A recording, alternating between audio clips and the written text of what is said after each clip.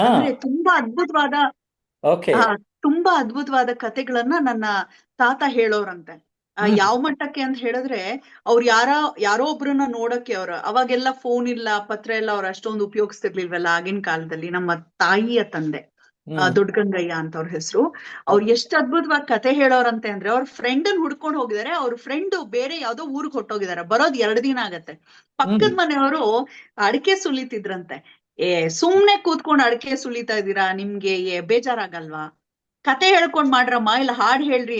ಬರಲ್ಲ ತಾತ, ನೀವೇ ಹೇಳಿ ಅಂದ್ರೆ ಹ್ಮ್. ಅವ್ರು ಹೇಳಿದ ಕತೆಗ್ ಮಾರು ಹೋಗಿ 2 ದಿನ ಬಿಡದಂಗ್ ಅಲ್ಲೇ ಇರಿಸ್ಕೊಂಡಿದ್ರಂತೆ. ಇರಿಸ್ಕೊಂಡ್ ಕತೆ ಕೇಳ್ಕೊಂಡು. ಸೊ ಏನೋ ಪುರುಷ ದ್ವೇಷಿ ಕತೆ ಆ ತರದ್ದೆಲ್ಲ ಬಹಳ ಅದ್ಭುತವಾಗಿ ಕತೆ ನರೇಟ್ ಮಾಡೋರು. ಬಹುಶಃ ಅದ್ ನಂಗೆ DNA ಅಲ್ಲಿ ಇರ್ಬೋದು. ಒಂದು ಹ್ಮ್. ಚೂರು ಅದು ಹೇಳುವಾಗ ರಸವತ್ತಾಗಿ ಹೇಳ್ತೀನೋ ಏನೋ ಗೊತ್ತಿಲ್ಲ. ನಿರೂಪಣಾ ಕ್ಷೇತ್ರದಲ್ಲಿ ನಮ್ಗೆ ಈ ರೀತಿಯ ಉಪಕಥೆಗಳನ್ನ ಹೇಳಲಿಕ್ಕೆ ಅಷ್ಟು ಸಿಗೋದಿಲ್ಲ ವೇದಿಕೆಯಲ್ಲಿ. ನಿಮ್ಗೆ ಗೊತ್ತಲ್ಲ ಸರ್, ವೇದಿಕೆ ಹೌದು, ಆಗ್ಲಿ ಹೌದು. ಮಾಧ್ಯಮದಲ್ಲಾಗ್ಲಿ. ಆದ್ರೆ ಆ, ಯಾವಾಗ ನಾನು ಸುಮಾರು 18 ವರ್ಷ ನಿರೂಪಣೆ ಮಾಧ್ಯಮದಲ್ಲಿ ಮಾಡಿದ್ರು ಕೂಡ, ಸೋಷಿಯಲ್ ಮೀಡಿಯಾ ಅವಾಗಾಗ್ಲೇ ಝೂಮ್ ಅಲ್ಲೇ ಇತ್ತು. ನಂಗೆ ಯಾಕೋ ಸೋಷಿಯಲ್ ಮೀಡಿಯಾ ಕಡೆಗೆ ಒಲವು ಅಷ್ಟು ಬರ್ಲಿಲ್ಲ ಸರ್. ಕಾರಣ ನನ್ಗೊಂದು ಕಹಿ ಘಟನೆ ಆಗಿತ್ತು ಪ್ರಾರಂಭದಲ್ಲೇ. ಹ್ಮ್. ಒಂದು ಸೋಷಿಯಲ್ ಮೀಡಿಯಾನಲ್ಲಿ ಎಲ್ಲರೂ ಜಾಯಿನ್ ಆಗ್ತಿದ್ದಾರೆ ಅಂತ ಹೇಳಿ ನಾನು ಅದರಲ್ಲಿ ಏನು ಒಂದು ಅಕೌಂಟ್ ಓಪನ್ ಮಾಡಿದೆ. ಯಾರೋ ಒಬ್ರು ಪಾಶ್ಚಿಮಾತ್ಯ ಆ, ದೇಶದವರು ನನಗೆ ಹಾಕಿದಂತಹ ಮೆಸೇಜ್ ನಾನು ಕಳೆದೋಗ್ಬಿಟ್ಟೆ. ಯಾಕಂದ್ರೆ ನಾವು ಸ್ವಲ್ಪ ಮುಜುಗರದ ಸ್ವಭಾವದವರು. ಭಾರತೀಯರಿಗೆ ಒಂದ್ ರೀತಿಯ ಸಂಕೋಚ ಭಾವ ಇದ್ದೇ ಇರತ್ತೆ. ನಾನ್ ಹೇಳ್ತಾ ಇರೋದು ನಿಮ್ಗೆ ಒಂದು 15-16 ವರ್ಷದ ಹಿಂದಿನ ಕತೆ. ಓಕೆ. ಓಕೆ. ಅವರು ನನ್ಗೆ ಎಂತ ಮೆಸೇಜ್ ಕಳ್ಸಿದ್ರು ಅಂದ್ರೆ, ಆ ಹ್ಮ್. ಹೀಗೆ ಕುಶಲೋಪರಿ ತರ ಮಾತಾಡ್ಬಿಟ್ಟು ಫೇಸ್ಬುಕ್ ಅಲ್ಲಿ ಮಾತಾಡಿ ನಂತರದಲ್ಲಿ ಆ ನೀವು ಭಾರತೀಯರು ಬಹಳ ಏನೋ ತುಂಬಾ ನಾಚಿಕೆ ಹಾಗೆ ಹೀಗೆ ಅಂತೆಲ್ಲ ಹೇಳಿ, ಅಷ್ಟಷ್ಟು ನಿಮ್ಮ ಕಾಮಪುರಾಣ ಎಲ್ಲ ನಿಮ್ಮಿಂದಾನೆ, ಕಾಮಸೂತ್ರ ಎಲ್ಲ ನಿಮ್ದೇನೆ, ಹಾಗೆ ಹೀಗೆ ಅಂತ ಮಾತಾಡಿದ್ದು. ಮತ್ತೆ ಒಂದು ಕೆಟ್ಟ ಫೋಟೋ ಕೂಡ ಕಳ್ಸಿದ್ದವ್ರು. ಹ್ಮ್. ಅದೇ ಕೊನೆ, ನಾನು ಸೋಷಿಯಲ್ ಮೀಡಿಯಾ ಅಂತ ದೂರ ಹೋಗ್ಬಿಟ್ಟೆ ಒಂದು ಕಹಿ ಘಟನೆಯಿಂದ. ಅಯ್ಯೋ, ಇರೋರೆಲ್ಲ ಹೀಗೆ ಇರ್ತಾರೋ ಏನೋ ಅನ್ನೋ ಒಂದು ಭಯ. ಸೊ ಹ್ಮ್. ಅದಾದ್ಮೇಲೆ ಹ್ಮ್. 2000 ಏನ್ ಇಸ್ವಿ ಇದೆ, ಅದು ಹ್ಮ್. ಜೀವನದಲ್ಲಿ ಬಹಳ ದೊಡ್ಡ ತಿರುವು. ನಾನಾಗ ಬಾಣಂತಿ 2ನೇ ಮಗುಗೆ. ಸೊ ಹ್ಮ್. ಚಾನೆಲ್ ಅವಾಗಷ್ಟೇ ಕ್ವಿಟ್ ಕೂಡ ಮಾಡಿದ್ದೆ. ಯಾವ್ದೋ ಒಂದು ವಿಡಿಯೋ ನೋಡ್ದೆ ನಾನು. ಆ ವಿಡಿಯೋನಲ್ಲಿ ಒಂದು ಹೆಣ್ಮಗಳು ಮೆಹನ್ ಏನೋ ಒಂದು ಮೆಹಂದಿನೋ ಅದೇನೋನೋ ತಲೆಗೆ ಅಪ್ಲೈ ಮಾಡ್ಕೊಳ್ಳೋದು ಹೇಗೆ, ಕೂದ್ಲಿನ ಒಂದು ಸ್ವಾಸ್ಥ್ಯ ಕಾಪಾಡ್ಕೊಳ್ಳಿಕ್ಕೆ ಏನ್ ಯೂಸ್ ಮಾಡ್ಬೇಕು ಅಂತ ಹೇಳಿ, ಅದನ್ನ ಏನೇನೆಲ್ಲ ಹಾಕ್ಬೇಕು ಕಡಲೆ ಹಿಟ್ ಜೊತೆಗೆ ಅಂತ ಹೇಳಿ ಎಕ್ಸ್ಪ್ಲೈನ್ ಮಾಡುವಾಗ, ಅವಳು ಏನೆಲ್ಲಾ ನರೇಟ್ ಮಾಡ್ತಿದ್ಲ ಹುಡುಗಿ ಅಂತ ಹೇಳಿದ್ರೆ ನನಗ್ ತುಂಬಾ ಹರ್ಟ್ ಆಯ್ತು. ಅದೆಲ್ಲ ಅವಶ್ಯಕತೆ ಇಲ್ಲ ನನ್ಗೆ. ನಂಗೆ ಆ ಪ್ರಾಬ್ಲಮ್ ಇದೆ, ನಿನ್ನೆ ರಾತ್ರಿ ನಂಗೆ ಲೂಸ್ ಮೋಷನ್ ಆಯ್ತು ಅಂತ ಹೇಳ್ಕೊತಾಳೆ. ಹ್ಮ್. ಹ್ಮ್. ನನಗೆ ಅನ್ನಿಸ್ತು, ಇದ್ಯಾಕೆ ಈ ತರ ಹೇಳ್ಕೊತಿದ್ದಾರೆ ಅಂತ. ಆದ್ಮೇಲೆ ಅವ್ಳು ಹೇಳ್ತಾಳೆ, ನಾನು ಈ ಮಾತ್ರೆ ತಗೊಂಡೆ, ಈಗ ನಿಂತಿದೆ, ಅದು ಕಲರ್ ಸಮೇತ ಅದು ಹಿಂಗೆ ಅವೆಲ್ಲವನ್ನು ಓಪನ್ ಆಗಿ ಅಸಹ್ಯ ಹುಟ್ಟೋ ಹಾಗೆ. ಆಮೇಲೆ ಬ್ಯಾಕ್ ಗ್ರೌಂಡ್ ಅಲ್ಲಿ ಗಂಡ ಪಾಪ ಏನೋ ಕೆಲಸ ಮಾಡ್ತಿರ್ತಾನೆ. ಅವನ್ ಪಿಕ್ಚರ್ ಅಲ್ಲೇ ಇಲ್ಲ ಪಾಪ, ಅವ್ನ್ ಪಾಡಿಗೆ ಅವ್ನ್ ಏನೋ ಜಿಮ್ ಮಾಡ್ತಿದ್ನೋ ಏನೋ. ಏಯ್, ಏನೋ ಗುದ್ರೆ ಹೆಂಗಾಗ್ಬೇಕು ಗೊತ್ತಾ, ಮುಚ್ಕೊಂಡ್ ಮಾಡಲೇ ಈ ಕೆಲ್ಸ. ಹ್ಮ್. ನಾನು ನನ್ ಗಂಡ ಹ್ಮ್. ಪರ್ಸನಲಿ ನಾವ್ ಹೇಗೆ ಇರ್ಬೋದು, ಆದ್ರೆ ಒಂದು ಸಾಮಾಜಿಕ ಜಾಲತಾಣದ ಮುಂದೆ ಲೈವ್ ಹೋಗ್ತಾ ಇದೀವಿ ಅಂದ್ರೆ ನಮ್ಮ ನಡವಳಿಕೆಗಳು, ನಮ್ಮ ಮಾತಿನ ಹ್ಮ್. ಧಾಟಿ, ಇವೆಲ್ಲವೂ ಕೂಡ ಒಂದು ಸ್ವಲ್ಪ ನೋಡೋರಿಗೆ ಹಾಸ್ಯಾಸ್ಪದವಾಗೂ ಕಾಣ್ಬಾರ್ದು, ಅಥವಾ ಮುಂದಿನ ತಲೆಮಾರಿನವ್ರಿಗೆ ಅನ್ನಿಸ್ಬಾರ್ದು, ಈ ತರ ಮಾತಾಡೋದು ಕೂಲ್ ಅನ್ನೋ ಫೀಲ್ ತಂದ್ಕೊಡ್ಬಾರದು ಅನ್ನೋದು ನನ್ ಭಾವನೆ. ನನಗ್ ಶಾಕ್ ಆಯ್ತು, ಈ ತರದ್ದೆಲ್ಲ ಯಾಕೆ ಮಾತಾಡ್ತಾರೆ ಸೋಷಿಯಲ್ ಮೀಡಿಯಾನಲ್ಲಿ ಅಂತ ಹೇಳಿ ನನ್ಗೆ ಅನ್ಸ್ತಿದ್ ಎಲ್ಲೋ ದಿಕ್ ತಪ್ತಾ ಇದೆ ಗುರು. ಅವಾಗ ಅಷ್ಟೊಂದು ಈ ತರ ಇನ್ಸ್ಪೈರಿಂಗ್ ಕತೆಗಳನ್ನ ಈ ತರ ಎಲ್ಲ ತುಂಬಾ ಜನ ಹೇಳ್ತಿರ್ಲಿಲ್ಲ. ಎಲ್ಲೋ ಬೆರಳೆಣಿಕೆ ಅಷ್ಟು ಜನ ಮಾತ್ರ ಕವಿತೆಗಳು ಓದೋದು ಆ ತರ ಮಾಡ್ತಿದ್ರು. ಯಾಕೆ ನಾನು ಈ ಪ್ರಯೋಗ ಮಾಡಬಾರ್ದು? ಪುಟ್ಟ ಪುಟ್ಟ ಕತೆಗಳು, ಈಗ ನಾವೇನಾದ್ರೂ ಹೇಳಕ್ ಹೋದ್ರೆ ಡೈರೆಕ್ಟ್ಲಿ ಯಾರಿಗೂ ಇಷ್ಟ ಆಗಲ್ಲ.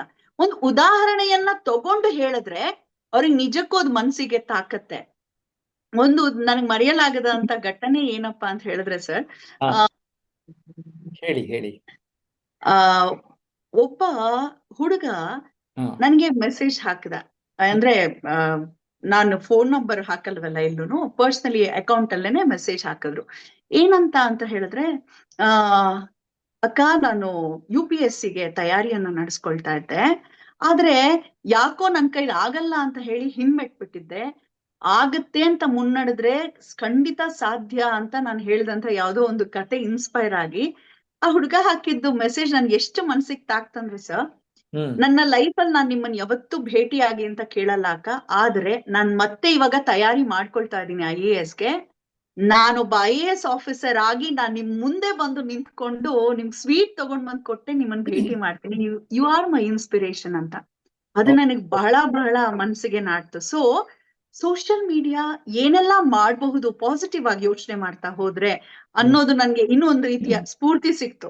ಈ ಗಂಡ ಹೆಂಡತಿ ಯಾರೋ ಇಬ್ರು ಜಗಳ ಮಾಡ್ಕೊಂಡಿದ್ರು ಅಂತ ಒಂದ್ ಇವೆಂಟಿಗೆ ಹೋಗಿದ್ದೆ ನಾನು, ಜ್ಞಾನ ಜ್ಞಾನ ಗಂಗೋತ್ರಿ ಸಭಾಂಗಣದಲ್ಲಿ. ಹ್ಮ್ ಒಬ್ರು ಯಾರೋ ಸೌಂಡ್ಸ್ ಹಾಕೋರ್ ಬಂದು, ನಿಮ್ಮಿಂದ ಗಂಡ ಹೆಂಡತಿ ಇದೊಂದು ಫ್ಯಾಮಿಲಿ ಸರಿ ಹೋಯ್ತು ಗೊತ್ತಾ ಅಂದ್ರು. ಹೇಗೆ ಅಂದ್ರೆ, ನಮ್ಮೂರಲ್ಲಿ ಗಂಡ ಹೆಂಡತಿ ಕಿತ್ತಾಡ್ಕೊಂಡ್ಬಿಟ್ಟಿದ್ರು, ಅವ್ರ ಹೆಂಡತಿ ಯಾವಾಗೂ ಬೈಯೋಳಂತೆ, 3 ಹೊತ್ತು ಅಮ್ಮ ಅಮ್ಮ ಅಮ್ಮ ಅಂತ ಸಾಯ್ತಿ, ಇದ್ಗೋ ನಿಮ್ಮ ಅಮ್ಮನ ಜೊತೆ ಅಂತ ಬಿಟ್ಟು ತವ್ರ ಮನೆ ಹೊಟ್ಟೋಗಿರ್ಲು. ಹ್ಮ್ ಆ ಸೊ ಯಾವ್ದೋ ಪದೇ ಪದೇ ಕಾಲ್ ಬರ್ತಾನೆ ಇದೆ ನನಗೆ. ಸೊ ಏನು ಅದಕ್ಕೆ ಅವನ್ ಏನ್ ಮಾಡಿದ, ನಾನೊಂದ್ ಪುಟ್ಟ ಕತೆ ಮಾಡಿದ್ದೆ ಜಸ್ಟ್ 1 minute ಒಳಗೆ. ಏನಂದ್ರೆ, ಗಂಡ ಹೆಂಡತಿ ಅತ್ತೆ ಇದ್ದಂತಹ ಒಂದು ಮನೆ, ಪದೇ ಪದೇ ಜಗಳ ಆಗ್ತಿತ್ತಂತೆ. ಅತ್ತೆಗೆ ಸೊಸೆಗೆ. ಗಂಡನ್ಗೆ ಏನ್ ಮಾಡಿದ್ರು ಗೊತ್ತಾಗಲ್ಲ. ಒಂದಿನ ತುಂಬಾ ಜಾಸ್ತಿ ಆದಾಗ ಅದು ಅವನ್ ಏನ್ ಮಾಡ್ತಾನೆ, ಹೆಂಡತಿನ ಒಳಗ್ ಕರ್ಕೊಂಡ್ ಬರ್ತಾನೆ, ರೂಮಿಗೆ ಕರ್ಕೊಂಡ್ ಬಂದು, ನಿನಗ್ ಕಾಲಕ್ ಬೀಳ್ಲಾ ಹೇಳಮ್ಮ, ದಯವಿಟ್ಟು ನನಗ್ ಜೀವ ಕೊಟ್ಟಿರೋಳು ಅವಳು, ನನ್ ಜೊತೆ ಜೀವನ ಸವಸ್ಬೇಕು ಅಂತ ಬಂದಿರೋಳು ನೀನು, ನಿನ್ನಿಬ್ರುನು ನಾನ್ ಕಳ್ಕೊಳಕ್ ಸಾಧ್ಯ ಅಲ್ಲ, ನಾನ್ 2 ಕಣ್ಣುಗಳಿದ್ದ ಹಾಗೆ, ನನ್ ಉಸಿರು ನೀವಿಬ್ರು ಕೂಡ, ನಮ್ಮಮ್ಮಂಗ್ ವಯಸ್ಸಾಗಿದೆ, ಅವಳನ್ನೇನು ಕೇಳಕ್ ಆಗಲ್ಲ, ನಿನ್ ಕಾಲಕ್ ಬೀಳ್ತೀನಮ್ಮ, ಅಡ್ಜಸ್ಟ್ ಮಾಡ್ಕೊಂಬಿಡಮ್ಮ ಅಂತ ಕಣ್ಣೀರ್ ಹಾಕದ್ನಂತೆ. ಅದನ್ನ ನೋಡಿ ಹೆಂಡತಿಗೆ ಒಂಥರ ಅನ್ಸ್ಬಿಡ್ತಂತೆ, ರೀ ಪ್ಲೀಸ್ ಹಾಗನ್ಬೇಡಿ, ನಾನ್ ನಿಜವಾಗ್ಲೂ ಚೆನ್ನಾಗಿರ್ತೀನಿ ಅಂತ ಹೇಳದ್ಲಂತೆ ಹೆಂಡತಿ. ನೀವ್ ಇಷ್ಟೊಂದ್ ಕೇಳ್ಕೊಬೇಕಾ, ಇನ್ಮೇಲಿಂದ ಅತ್ತೆ ತರ ನೋಡಲ್ಲ, ಅಮ್ಮನ್ ತರ ನೋಡ್ಕೊಳ್ತೀನಿ ನಾನು ಅಂತ ಹೇಳಿದಾಗ, ಆಚೆಗ್ ಬಂದಾಗ ಅಮ್ಮ ಅಳ್ತಿದ್ಲಂತೆ. ಹ್ಮ್ ನಿನ್ನೆ ಮೊನ್ನೆ ಬಂದಿದ್ದು ಸೊಸೆ ಅರ್ಥ ಮಾಡ್ಕೊತಾಳೆ ಮಗನ್ನ ಅಂದ್ರೆ, ಹುಟ್ಟಿಸ್ದಂತ ನಾನ್ ಅರ್ಥ ಮಾಡ್ಕೊಂಡ್ಲಿಲ್ಲ ಅಂದ್ರೆ ಅರ್ಥನೇ ಇಲ್ಲ ಇದ್ರಲ್ಲಿ. ಮಗನೇ, ನಾನ್ ನಿನ್ನ ಅವಳನ್ನ ಸೊಸೆ ತರ ನೋಡ್ಕೊಳಲ್ಲ ಕಣೋ, ಮಗಳ ತರ ನೋಡ್ಕೊಳ್ತೀನಿ ಅಂತ ಹೇಳಿ ಅವ್ರ 3 ಜನ ಚೆನ್ನಾಗಿದ್ರು ಅಂತ ಒಂದ್ ಪುಟ್ ಕತೆ ಹೇಳಿದ್ದೆ. ಓಕೆ. ನಾನಂದ್ರೆ ಅದಕ್ಕೂ ಇದಕ್ಕೆ ಏನ್ ಸಂಬಂಧ ಆದ್ರೆ, ನನ್ ಫ್ರೆಂಡು ಜಗಳ ಮಾಡ್ಕೊಂಡು ಹೆಂಡತಿ ಹೊಟ್ಟೋಗಿದ್ಲಲ್ಲ, ಅವಳಗ್ ಫೋನ್ ಮಾಡಕ್ ಹೋಗಿಲ್ಲ, ಈ ಒಂದು ಸ್ಟೋರಿನೊಳಗ್ ಫಾರ್ವರ್ಡ್ ಮಾಡಿ ಜೊತೆಗೆ ಒಂದು ಸ್ಟೇಟಸ್ ಹಾಕೊಂಡಿದ್ದ, ಅದನ್ನ ನೋಡಿ ವಾಪಸ್ ಬಂದಿದ್ದಾಳೆ ಮೇಡಮ್ ಅವಳು ಅಂತ ಇಂಥದೆಲ್ಲ ಹೇಳಿದ್ರು. ಎಷ್ಟು ಖುಷಿ ಕೊಡುತ್ತಲ್ಲ ನಮ್ಗೆ. ನಾನು ಅಲ್ಲೇ ವಿಡಿಯೋ ಕೂಡ ಮಾಡ್ಕೊಂಡೆ ಅವ್ರ ಜೊತೆಗೆ. ಸೊ ಹಾ ಇದು ಬದಲಾವಣೆ, ಒಳ್ಳೆ ವಿಚಾರಗಳನ್ನ ತಿಳಿಸೋದು ಅಂತ. Correct correct correct. ಸಮೂಹ ಮಾಧ್ಯಮವನ್ನ ಸರಿಯಾದ ರೀತಿಯಲ್ಲಿ, ಸಕಾರಾತ್ಮಕವಾದ ರೀತಿಯಲ್ಲಿ ಬಳಸಿಕೊಂಡಾಗ ಈ ರೀತಿಯ ಬದಲಾವಣೆಗಳಾಗ್ತದೆ. ಒಂದು ಪುಟ್ಟ ನನ್ನ ಉದಾಹರಣೆ ಹೇಳ್ಬೇಕಂದ್ರೆ, ಸೋಲುಗಳಿಗೆ ಎಂಜಿದ್ರಿ ಟಿವಿ ಶೋ ಮಾಡಿದಾಗ ನೇಣ ಕೊಟ್ಟಿದ್ದ ಒಬ್ಬ ವ್ಯಕ್ತಿ, ಆ ಟಿವಿ ಆನ್ ಆಗಿತ್ತಂತೆ, ನನ್ನ ಮಾತು ಕೇಳಿ ಹಗ್ಗ ಕಳ್ಚಿರ್ತಾನೆ. ವಾವ್. ಸೊ ಅಂದ್ರೆ ಮಾಧ್ಯಮಗಳು ಯಾವ ರೀತಿ ಬೇಕಾದ್ರೂ ಪ್ರಭಾವವನ್ನು ಬೀರ್ಬೋದು. ನಾವಿಬ್ರು ಸಕಾರಾತ್ಮಕವಾಗಿ ಬಳಸ್ಕೊಳ್ತಾ ಇದ್ದೀವಿ ಅನ್ನೋದೇ ನಮ್ಮಿಬ್ರಲ್ಲಿರೋ ಕಾಮನ್ ಫ್ಯಾಕ್ಟರ್ ಅಂತ ಹೇಳ್ತಾ, ಒಂದು ಮೂಲಭೂತವಾದ ಪ್ರಶ್ನೆಗೆ ಬರ್ತಾನೆ. ಈಗ ಸಮೂಹ ಮಾಧ್ಯಮ ಅಂದ್ರೆ ಏನು? ಸರ್, ಈಗ ಎಲ್ರಿಗೂ ಗೊತ್ತಿರೋ ಹಾಗೆ ಸಮೂಹ ಮಾಧ್ಯಮ ಅಂದ್ರೆ ಒಂದೇ ಸಮಯದಲ್ಲಿ ಮಾಹಿತಿಯನ್ನ, ಅಂದ್ರೆ ಸುದ್ದಿಯನ್ನ ಅಥವಾ ಮನರಂಜನೆಯ ಜೊತೆಗೆ ಜಾಗೃತಿ ನೀಡುವಂತಹ ಸಲುವಾಗಿ ಹುಟ್ಟನ್ನ ಪಡೆದುಕೊಂಡಿದ್ದೆ ಸಮೂಹ ಮಾಧ್ಯಮ. ಅಟ್ ಎ ಟೈಮ್ ತುಂಬಾ ಜನನ ರೀಚ್ ಆಗುವಂತದ್ದು ಸಮೂಹ ಮಾಧ್ಯಮ. Correct. ಅದರಲ್ಲಿ ಒಂದಷ್ಟು ವಿಧಗಳನ್ನ ನಾವು ಕ್ಲಾಸಿಫೈ ಮಾಡ್ಬೋದು. ಅಂದ್ರೆ ಒಂದು 5 ವಿಧವಾಗಿ ನಾವು ಅದನ್ನ ನೋಡ್ಬಹುದು. ಹೇಳೋಣ, ಮುದ್ರಣ. ಒಂದೊಂದೇ ಮಾತಾಡ್ತಾನೂ ಹೋಗೋಣ. ನಾವು ಆರಂಭದಲ್ಲಿ ಮುದ್ರಣಕ್ಕೆ ಹೆಚ್ಚು ಒತ್ತು ಕೊಡ್ತಾ ಇದ್ವಿ.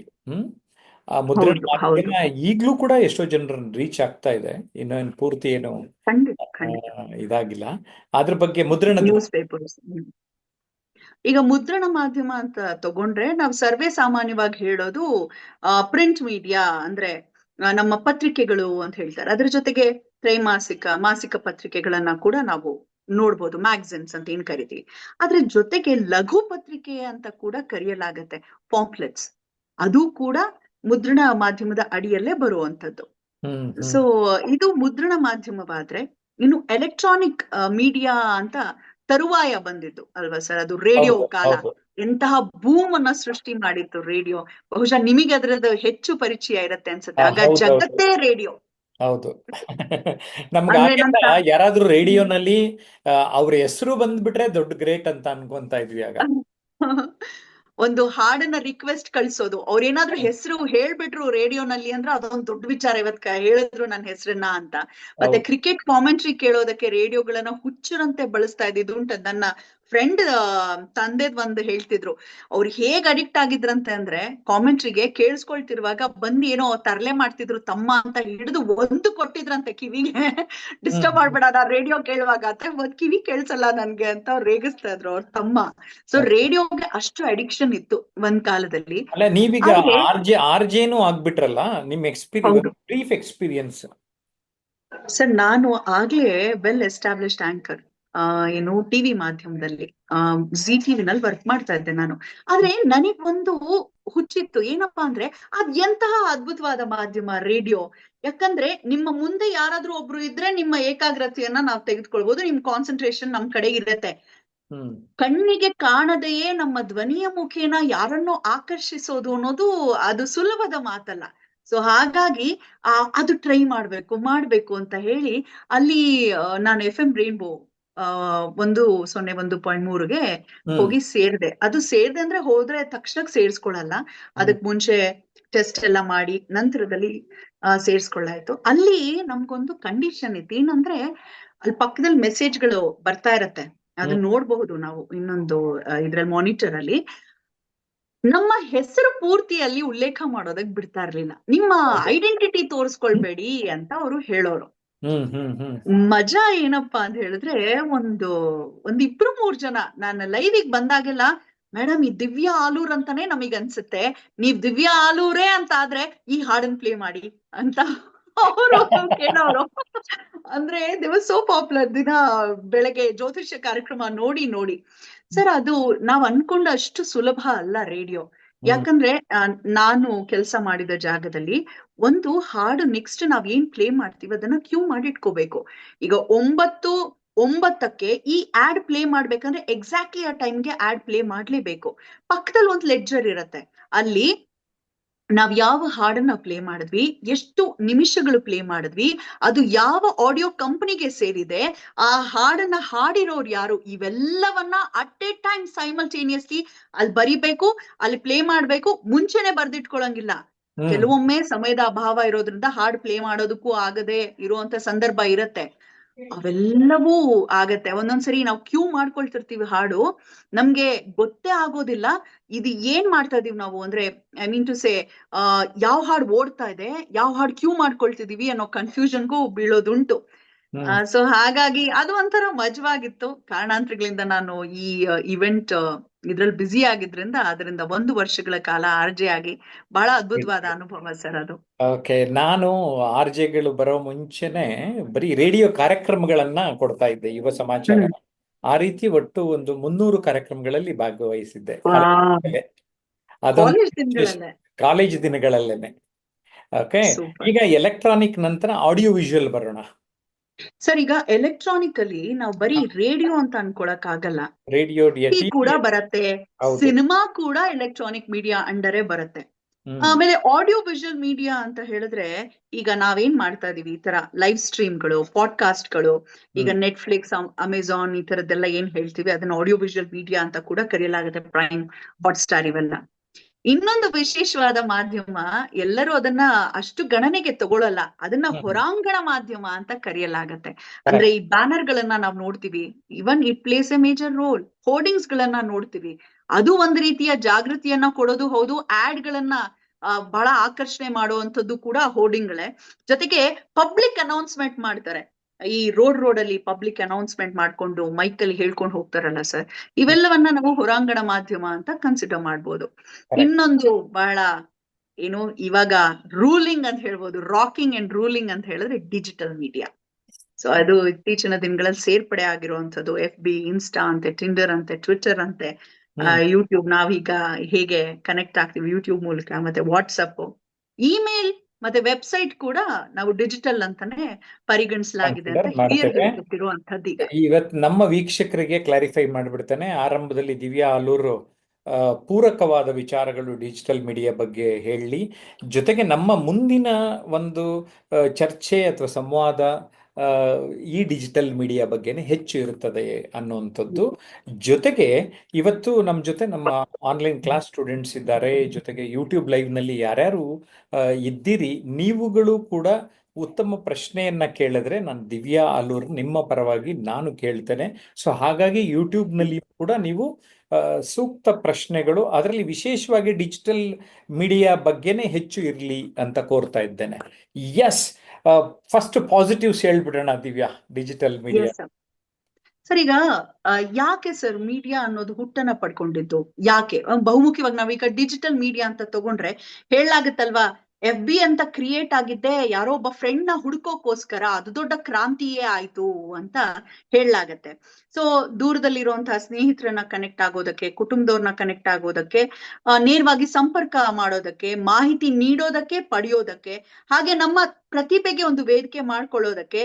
ಪ್ರತಿಭೆ ಇವಾಗ ಲೈವ್ ಗಳನ್ನೆಲ್ಲ ಮಾಡ್ಕೊಂಡು ತುಂಬಾ ಜನ ಅದ್ಭುತವಾಗಿ ಇದ್ ಮಾಡ್ತಿದ್ದಾರೆ. ನೀವ್ ನೋಡ್ಬಹುದು, ಲೈವ್ ಹಾಡ್ತಾರೆ, ಅಲ್ಲೇ ಒಂದು ಅವ್ರದ್ದು GPay ನಂಬರ್ ಹಾಕ್ತಾರೆ, ಇದಕ್ಕೆ ದುಡ್ಡು ಹಾಕಿ ಅಂತೆಲ್ಲ. ಸೊ ಅದನ್ನ ನಾವ್ ನೋಡ್ಬಹುದು. ಮತ್ತೆ ವೃತ್ತಿಪರ ಸಂಪರ್ಕಗಳನ್ನ ಬೆಳೆಸ್ಕೊಳ್ಳೋದಕ್ಕೆ ಕೂಡ ಬಹಳ ಅದ್ಭುತವಾದ ವೇದಿಕೆ ಡಿಜಿಟಲ್ ಮೀಡಿಯಾ. ನೆಟ್ವರ್ಕಿಂಗ್, ಮಾರ್ಕೆಟಿಂಗ್ಗೆ ಬಹಳ ಸಹಕಾರಿ. ಮೊನ್ನೆ ಯಾರೋ ನನ್ಗೆ ಹೇಳ್ತಾ ಇದ್ರು, ನಂದು ಏನೋ ಒಂದು ಮನೆಯಲ್ಲಿ ಇರುವಂತ ವಸ್ತು ಕೊಡ್ಬೇಕು ಅಂತ ಹೇಳಿದಾಗ, ಇಲ್ಲಿ ನೋಡಿ ಅಂತ ತೆಗೆದ್ಬಿಟ್ಟು ಫೇಸ್ಬುಕ್ ಅಲ್ಲೇ ಒಂದು ತೋರ್ಸಿದ್ರು. ಇವಾಗ ತುಂಬಾ ಜನ ಇದ್ರಲ್ಲಿ ಹಾಕ್ತಾರೆ, ನೀವು ಹಾಕಿ ಅದ್ರಲ್ಲಿ ನೋಡಿ, ಎಲ್ಲ ಕಾಲ್ ಮಾಡಿ ತಗೊಳ್ತಾರೆ ಅಂತ. ಸೊ ಆತ ವ್ಯಾಪಾರ ವಹಿವಾಟಿಗೆ ಅಂತ ಹೇಳ್ಬೋದು. ಮನರಂಜನೆ ಮುಖ್ಯ ವೇದಿಕೆ. ಸಾಮಾಜಿಕ ಹೋರಾಟಕ್ಕೆ ಜಾಗೃತಿ ಮೂಡಿಸೋದಕ್ಕೂ ಕೂಡ ಇತ್ತೀಚಿನ ದಿನಗಳಲ್ಲಿ ಒಂದು ದೊಡ್ಡ ಇಶ್ಯೂ ಏನ್ ಎದ್ದಿದೆ. ಎಷ್ಟೋ ಒಂದು ಎಲ್ಲರೂ ಅದರ ವಿರುದ್ಧವಾಗಿ ದನಿ ಏರ್ಸಿರುವಂತದ್ದು. ಮನಸ್ಸು ಕುಗ್ಗಿದಾಗ ಸ್ಫೂರ್ತಿಯನ್ನ ಪಡೆದುಕೊಳ್ಳೋದಕ್ಕೆ, ಹಾಗೆ ಸ್ಫೂರ್ತಿಯನ್ನ ನೀಡೋದಕ್ಕೆ ಕೂಡ ನಾವು ಬಹಳ ವಿಶೇಷವಾಗಿ ಈ ಒಂದು ಮಾಧ್ಯಮ ಉಪಯೋಗಿಸ್ಬೋದು. ನಿಮ್ಮೆಲ್ರಿಗೂ ನೆನ್ಪಿರ್ಬೋದು, ಸ್ವಲ್ಪ ವರ್ಷಗಳ ಹಿಂದೆ ಯಾರೋ ಒಬ್ಬ ದಡ್ಡ ಶಿಖಾಮಣಿ ಬೇಕಂತಾನೆ ರೊಚ್ಚಿಗೇಳ್ಸೋಕೋಸ್ಕರ the most ugliest languages of India ಅಂತ ಹಾಕಿದ್ರೆ, ಟೈಪ್ ಮಾಡಿದ್ರೆ ಅದು ಕನ್ನಡ ಬರ್ಬೇಕು, ಆ ತರ ಯಾರೋ ಹಾಕಿದಾನೆ ಗೂಗಲ್ಗೆ. ಎಲ್ಲಾ ನಮ್ಮ ಸೋಷಿಯಲ್ ಮೀಡಿಯಾದ ಯುವ ಮಿತ್ರರು ಒಗ್ಗಟ್ಟಾಗಿ ಒಂದು ಕ್ರಾಂತಿ ಮೂಡ್ಸಿದ್ರು ನೋಡಿ. ಕ್ಷಮೆ ಕೇಳ್ತು ಗೂಗಲ್. ಸೊ ಅದು ತಾಕತ್ತು, ನಮ್ಮ ಯುವ ಮಿತ್ರರ ತಾಕತ್ತು ಏನಪ್ಪಾ ಅಂತ ಹೇಳಿದ್ರೆ ಅದು ಅಂತ ನಂಗೆ ತುಂಬಾನೇ ಖುಷಿ ಅನ್ಸ್ತು. ಅಂದ್ರೆ ಏನ್ ಮಾಡ್ಬೋದು social media, look at the power of social media, ತುಂಬಾನೇ ಖುಷಿ ಅನ್ನಿಸ್ತು. ಸೊ ಇದೆಲ್ಲವೂ ಪೂರಕವಾಗಿರುವಂತದ್ದು. ಯಾರೋ ಅಂದ್ರೆ ಯಾರೋ ಒಬ್ಬರಿಗೆ ಕೆಲಸ ಸಿಗ್ಬೇಕಿತ್ತು, ನಾನ್ ತುಂಬಾ ಕಷ್ಟದಲ್ಲಿದ್ದೀನಿ, ನನ್ಗೆ ಕೆಲ್ಸದ ಅವಶ್ಯಕತೆ ಇದೆ ಅಂತ ಹಾಕಿದಾಗ ಇನ್ಯಾರೋ ಅವ್ರಿಗೆ ಇನ್ನೊಬ್ರಿಗೆ ಕನೆಕ್ಟ್ ಮಾಡ್ಸಿದ್ರಂತೆ. ಈ ವಿಚಾರ ನಂಗೆ ಹೋದಾಗ ಬಹಳ ಖುಷಿ ಅನ್ನಿಸ್ತು. ಏನ್ ಅದ್ಭುತ ಅಲ್ವಾ ಇಂಥದ್ದೆಲ್ಲ ವಿಚಾರಗಳು ಅಂತ. ಇನ್ಯಾರೋ ಕಷ್ಟದಲ್ಲಿದ್ದಾರೆ ಅಂತ ಹೇಳಿದಾಗ ಅವ್ರ ಪರವಾಗಿ ಪೋಸ್ಟ್ ಹಾಕಿ, ಅವರ ಒಂದು ನಂಬರ್ ಹಾಕಿ, ಇವ್ರು ಕಷ್ಟದಲ್ಲಿದ್ದಾರೆ ಸಹಾಯ ಮಾಡಿ. ಮತ್ತೆ ನಮ್ಮ ಯೋಧ ಒಬ್ರು ಮಂಡ್ಯದವರು ತೀರ್ ಹೋದಾಗ ಅವರಿಗೆ ಎಷ್ಟು ಜನ ಸಹಾಯವನ್ನ ಮಾಡಿದ್ರು ಅಲ್ವಾ ಸರ್? ಅದು ಪ್ಲಸ್ ಎಷ್ಟೋ ನೆಗೆಟಿವ್ ಅಷ್ಟೇ. ಅದ ನಂತರ ಆದಂತಹ ಅವರ ಮನೇಲಿ ಆದಂತಹ ಬದಲಾವಣೆಗಳು ಅದನ್ನೊಂದು ಪಕ್ಕಕ್ಕಿಟ್ರೆ, ಇನ್ನೊಂದೇನಪ್ಪಾ ಅಂದ್ರೆ ಇದನ್ನ ದಂಧೆಯನ್ನ ಮಾಡ್ಕೊಂಡಿರೋರು ಬಹಳ ಮಂದಿ ಇದ್ದಾರೆ. ಸುಮ್ನೆ ಯಾವ್ದೋ ಒಂದು ಫೋಟೋ ಹಾಕ್ಬಿಟ್ಟು ಇವ್ರದೇ ನಂಬರ್ ಹಾಕಿ ಅದು ಅವ್ರದು ಅಂತ ಹೇಳಿ ದುಡ್ಡು ಮಾಡೋರ್ಗೂ ಏನ್ ಕಮ್ಮಿ ಇಲ್ಲ. ನಾನು ಜವಾಬ್ದಾರಿಗಳು ಅಂತ ಸರ್, ಸಮೂಹ ಮಾಧ್ಯಮದ ಜವಾಬ್ದಾರಿಗಳು ಅಂತ ಯಾಕೆ ಹೇಳಿದೆ ಅಂದ್ರೆ ಸರ್, ನೀವ್ ಹಾಗೇನೋ ಮಾಡ್ತೀರಾ ಸರ್, ಓಕೆ, ಆ ತರದವ್ರು ನಿಮ್ಮ ಗೂಗಲ್ ಪೇ ನಂಬರ್ ಹಾಕ್ಬಿಟ್ಟು ಅವ್ರಿಗೆ ಕಳಿಸ್ತಾ ಇದೀವಿ ಅಂತ ಏನು ಒಂದ್ ರೀತಿಯ ರೋಲ್ ಕಾಲ್ ಮಾಡ್ತೀರಾ ನೀವು ಸೋಷಿಯಲ್ ಮೀಡಿಯಾನಲ್ವಾ?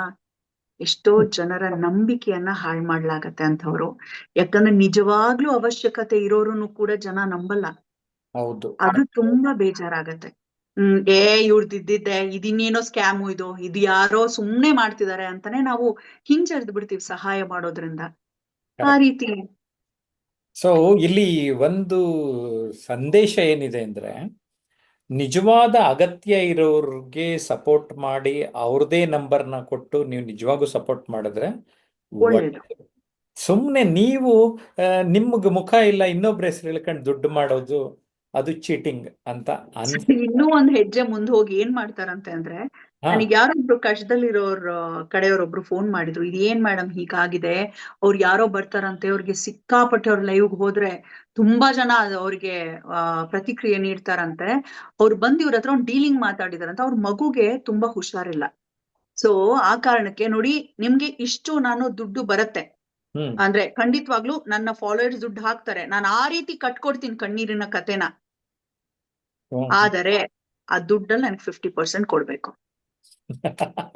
ಆದ್ರೆ ಪೋಟ್ರೆ ಮಾಡ್ಕೊಳ್ಳೋದು ಹೇಗೆ ಅಂತ ಹೇಳಿದ್ರೆ, ನಾನು ದೊಡ್ಡ ಸಮಾಜ ಸೇವೆ ಮಾಡ್ತಾ ಇದ್ದೀನಿ, ಹ್ಮ್ ಸೋಷಿಯಲ್ ಮೀಡಿಯಾನಲ್ಲಿ ಆತರ ಈ ತರ ಹೆಸರು, ಆದ್ರೆ ಬಿಹೈಂಡ್ ದ ಸ್ಕ್ರೀನ್ ಬೇರೆನೆ ಮುಖವಾಡ ಇರತ್ತೆ.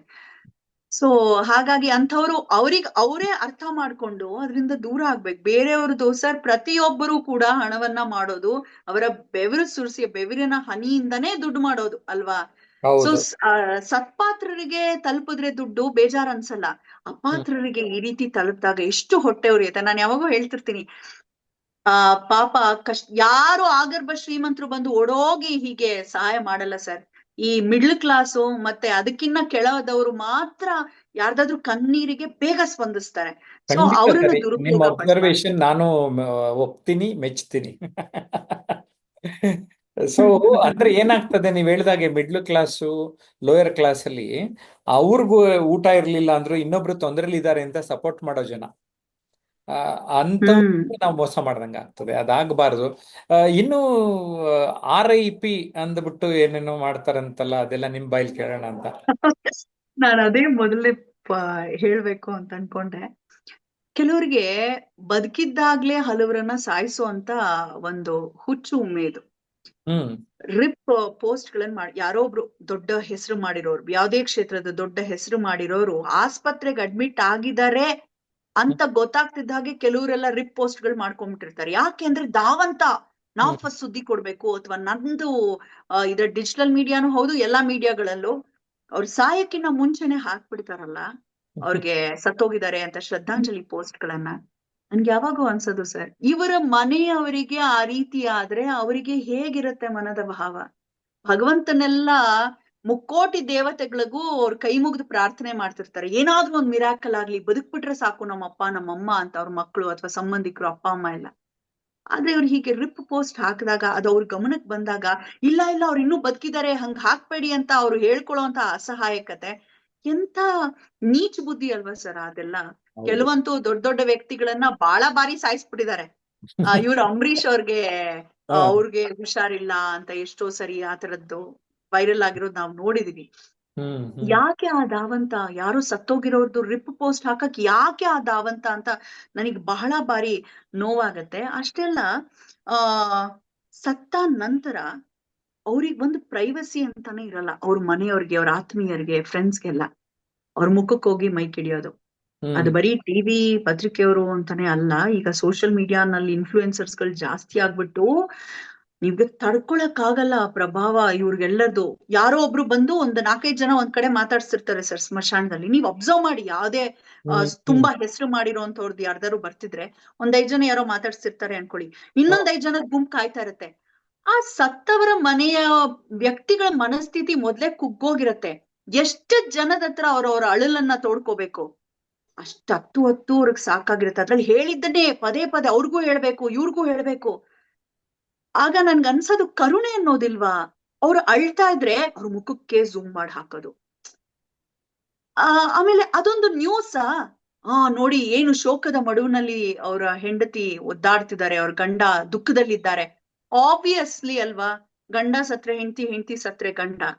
ಆಮೇಲೆ ಬಿಟ್ರೆ ಮೋಸ್ಟ್ಲಿ ಗುಂಡಿಗೂನು ಝೂಮ್ ಹಾಕಿ ವಿಡಿಯೋ ಮಾಡ್ಕೋಬೇಕು, ಅದನ್ನು ಲೈವ್ ಮಾಡ್ಬೇಕು, ಯಾಕೆಂದ್ರೆ ಆಂಗಲ್ ತೋರಿಸ್ಬೇಕು. ಡಿಫ್ರೆಂಟ್ ಆಂಗಲ್ ಅಲ್ಲಿ ತೆಗ್ದಿದೀವಿ ಅಂದ್ಬಿಟ್ಟು ಪ್ರಚಾರ ಮಾಡ್ಕೊಳ್ಳುವಂಥದ್ದು. ಎಷ್ಟೋ ತುಂಬಾ ಸರಿ ಚೆನ್ನಾಗಿ ಆ ಹೇಳಿದ್ರು. ಧಾವಂತದಲ್ಲಿ ಹ್ಮ್ ಹೆಣವೂ ಆಗಿದ್ದಾರೆ ಕೆಲವರು. ಹಾ ಹಾ ಹುಚ್ಚಿನಂತೆ ಓಡಿ ಓಡಿ ಓಡಿ ವಿಡಿಯೋ ಮಾಡ್ಕೊಳ್ಳೋ ಹುಚ್ಚಿಗೆ ಹೋಗಿ ಹಾ ಹೆಣ ಆಗಿರೋದು ಉಂಟು. ಅಂದ್ರೆ ಫಸ್ಟ್ ಕೊಡ್ಬೇಕು ಅನ್ನೋ ಒಂದು ಧಾವಂತದಲ್ಲಿ. ಅದನ್ನ ಸ್ವಲ್ಪ ನಾವೇ ಆತ್ಮಸಾಕ್ಷಿ ಅನ್ಕೊಂಡು, ಯಾವಾಗೂ ಅಷ್ಟೇ ಸರ್, ಎವ್ರಿ ಟೈಮ್ ನಾವ್ ಅನ್ಕೋಬೇಕು, ಅವರ ಸ್ಥಾನದಲ್ಲಿ ನಾನಿದ್ರೆ ನನಗ್ ಹೇಗ್ ಅನ್ಸ್ತೈತಿ ಈಗ ಮಾಡಿದ್ರೆ ಅನ್ನೋ ಒಂದು ಪ್ರಶ್ನೆಗಳನ್ನ ಹಾಕೊಂಡ್ಬಿಟ್ರೆ ಬಹುಶಃ ಹಿಂಜರಿಯುತ್ತೆ. ಖಂಡಿತ ಇನ್ನೊಂದು ಖಂಡಿತ. ಮುಖ್ಯವಾಗಿ, ಹೇಳಿ. ಆ ತಪ್ಪು ಕಲ್ಪನೆ ಅಥವಾ ಅಲ್ಲಿ ಏನ್ ನಡೆದಿದೆ ಅಂತಾನೆ ಗೊತ್ತಿಲ್ಲದೆ ಪೋಸ್ಟ್ ಅನ್ನ ಹಾಕುವಂಥದ್ದು. ಯಾರೋ ಒಬ್ಬ ಹ್ಮ್ ಹಾಕಿರ್ತಾನೆ, ಕೆಲವ್ರಿಗಂತೂ ಟೈಪ್ ಮಾಡೋಷ್ಟು ಪೇಶನ್ಸ್ ಇರಲ್ಲ. ಅವ್ನ್ ಹಾಕಿದ ಕೂಡಲೇ ಇವನು ಹಾಕ್ಬೇಕಲ್ವಾ, ಅದನ್ನೇ ಕಂಪ್ಲೀಟ್ ಕಾಪಿ ಪೇಸ್ಟ್, ಅವನೇನ್ ತಪ್ಪು ಮಾಡಿರ್ತಾನೆ ಅದನ್ನೇ ಕಾಪಿ ಪೇಸ್ಟ್ ಕಾಪಿ ಮಾಡಿ ಪೇಸ್ಟ್ ಮಾಡಿ ಹಾಕ್ಬೇಕು. ಡೌನ್ಲೋಡ್ ಮಾಡ್ಕೊ ಹಾಕು ಅಷ್ಟೇ.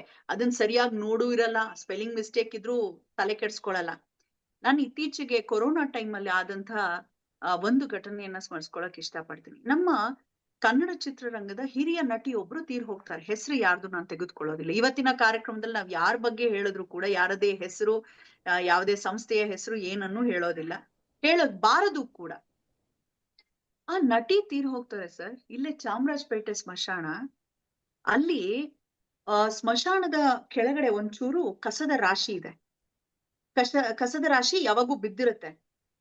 ಯಾರೋ ಒಬ್ಬ ಪುಣ್ಯಾತ್ಮ ಅಲ್ಲಿ ಹೋಗುವಾಗ ನೋಡಿದಾನೆ ಈ ನಟಿದು ಹೆಣ ಛತ್ತದಲ್ಲಿ ಹಾಗೆ ಅಲ್ಲಿ ಪಕ್ಕದಲ್ಲಿ ಇಟ್ಟಿರೋದು. ಆತ ಏನ್ ಮಾಡ್ತಾನೆ, ಒಂದ್ ಫೋಟೋ ಕ್ಲಿಕ್ ಮಾಡ್ದ, ತೆಗೆದು ಪೋಸ್ಟ್ ಮಾಡ್ದ. ಅದು ಎಷ್ಟು ವೈರಲ್ ಆಯ್ತು ಅಂದ್ರೆ ಬಾಯಿಗೆ ಬಂದ ಹಾಗೆ ಎಲ್ಲಾ ಆಕ್ಟರ್ಗಳನ್ನ ಬೈದಿದ್ದು ಆಯ್ತು, ಮಾಡಿದ್ದು ಆಯ್ತು. ಯಾರು ಹೋಗಿಲ್ಲ, ನೋಡಿಲ್ಲ. ಆ ಸಂದರ್ಭದಲ್ಲಿ ಅವರ ಸ್ವಂತ ಅಪ್ಪ ಅಮ್ಮ ತೀರ್ ಹೋದವ್ರ್ಗ್ಲೇ ಹೋಗಕ್ಕೆ ಕಷ್ಟ ಇದ್ದಂತ ಸಂದರ್ಭ, ಅದು ಬಿಡಿ. ಆದರೆ ಅದು ವೈರಲ್ ಆದ್ಮೇಲೆ ನಿಜವಾದ ವಿಚಾರ ಎಲ್ರಿಗೂ ಗೊತ್ತಾಗಿದ್ದೇನಪ್ಪಾ ಅಂತ ಹೇಳಿದ್ರೆ, ಆಗ ಹೆಣಗಳನ್ನ ಸುಡೋದಕ್ಕೂ ಕೂಡ ದೊಡ್ಡ ದೊಡ್ಡ ಲೈನ್ ಇತ್ತು, ಕ್ಯೂ ಇತ್ತು.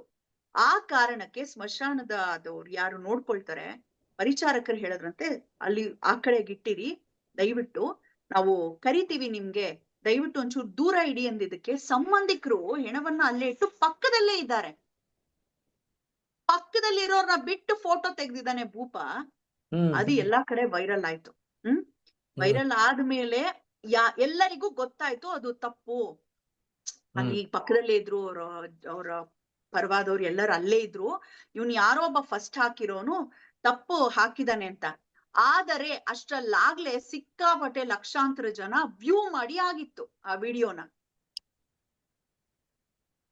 ಅದು ಸರಿಯಲ್ಲ ಅಂತ ಗೊತ್ತಿದ್ರು ಕೂಡ ಆ ವಿಡಿಯೋ ಡಿಲೀಟ್ ಮಾಡ್ಲಿಲ್ಲ. ಯಾಕೆ? ದುಡ್ಡು, ವ್ಯೂಸ್. ಅದು ನೆಗೆಟಿವ್ ಇದ್ದಿದ್ದು ವಿಡಿಯೋ ಓಡ್ದಷ್ಟು ಇವ್ನ್ ಮತ್ತೆ ಇನ್ನೊಂದು ಅಪಾಲಜಿ ಮಾಡ್ಬಿಟ್ಟು ಒಂದ್ ವಿಡಿಯೋ ಮಾಡ್ತಾರೆ. ನಂಗೆ ಗೊತ್ತಿರೋ ಅಂತವ್ರೆ ವಿಡಿಯೋ ಮಾಡಿ ಹಾಕ್ತಾರೆ. ಅಯ್ಯೋ ಇಲ್ಲ ಇಲ್ಲ, ಅವರು ಇದು ಸ್ವಲ್ಪ ತಪ್ಪು ಕಲ್ಪನೆ ಆಗಿದೆ, ಕ್ಷಮೆ ಇರ್ಲಿ.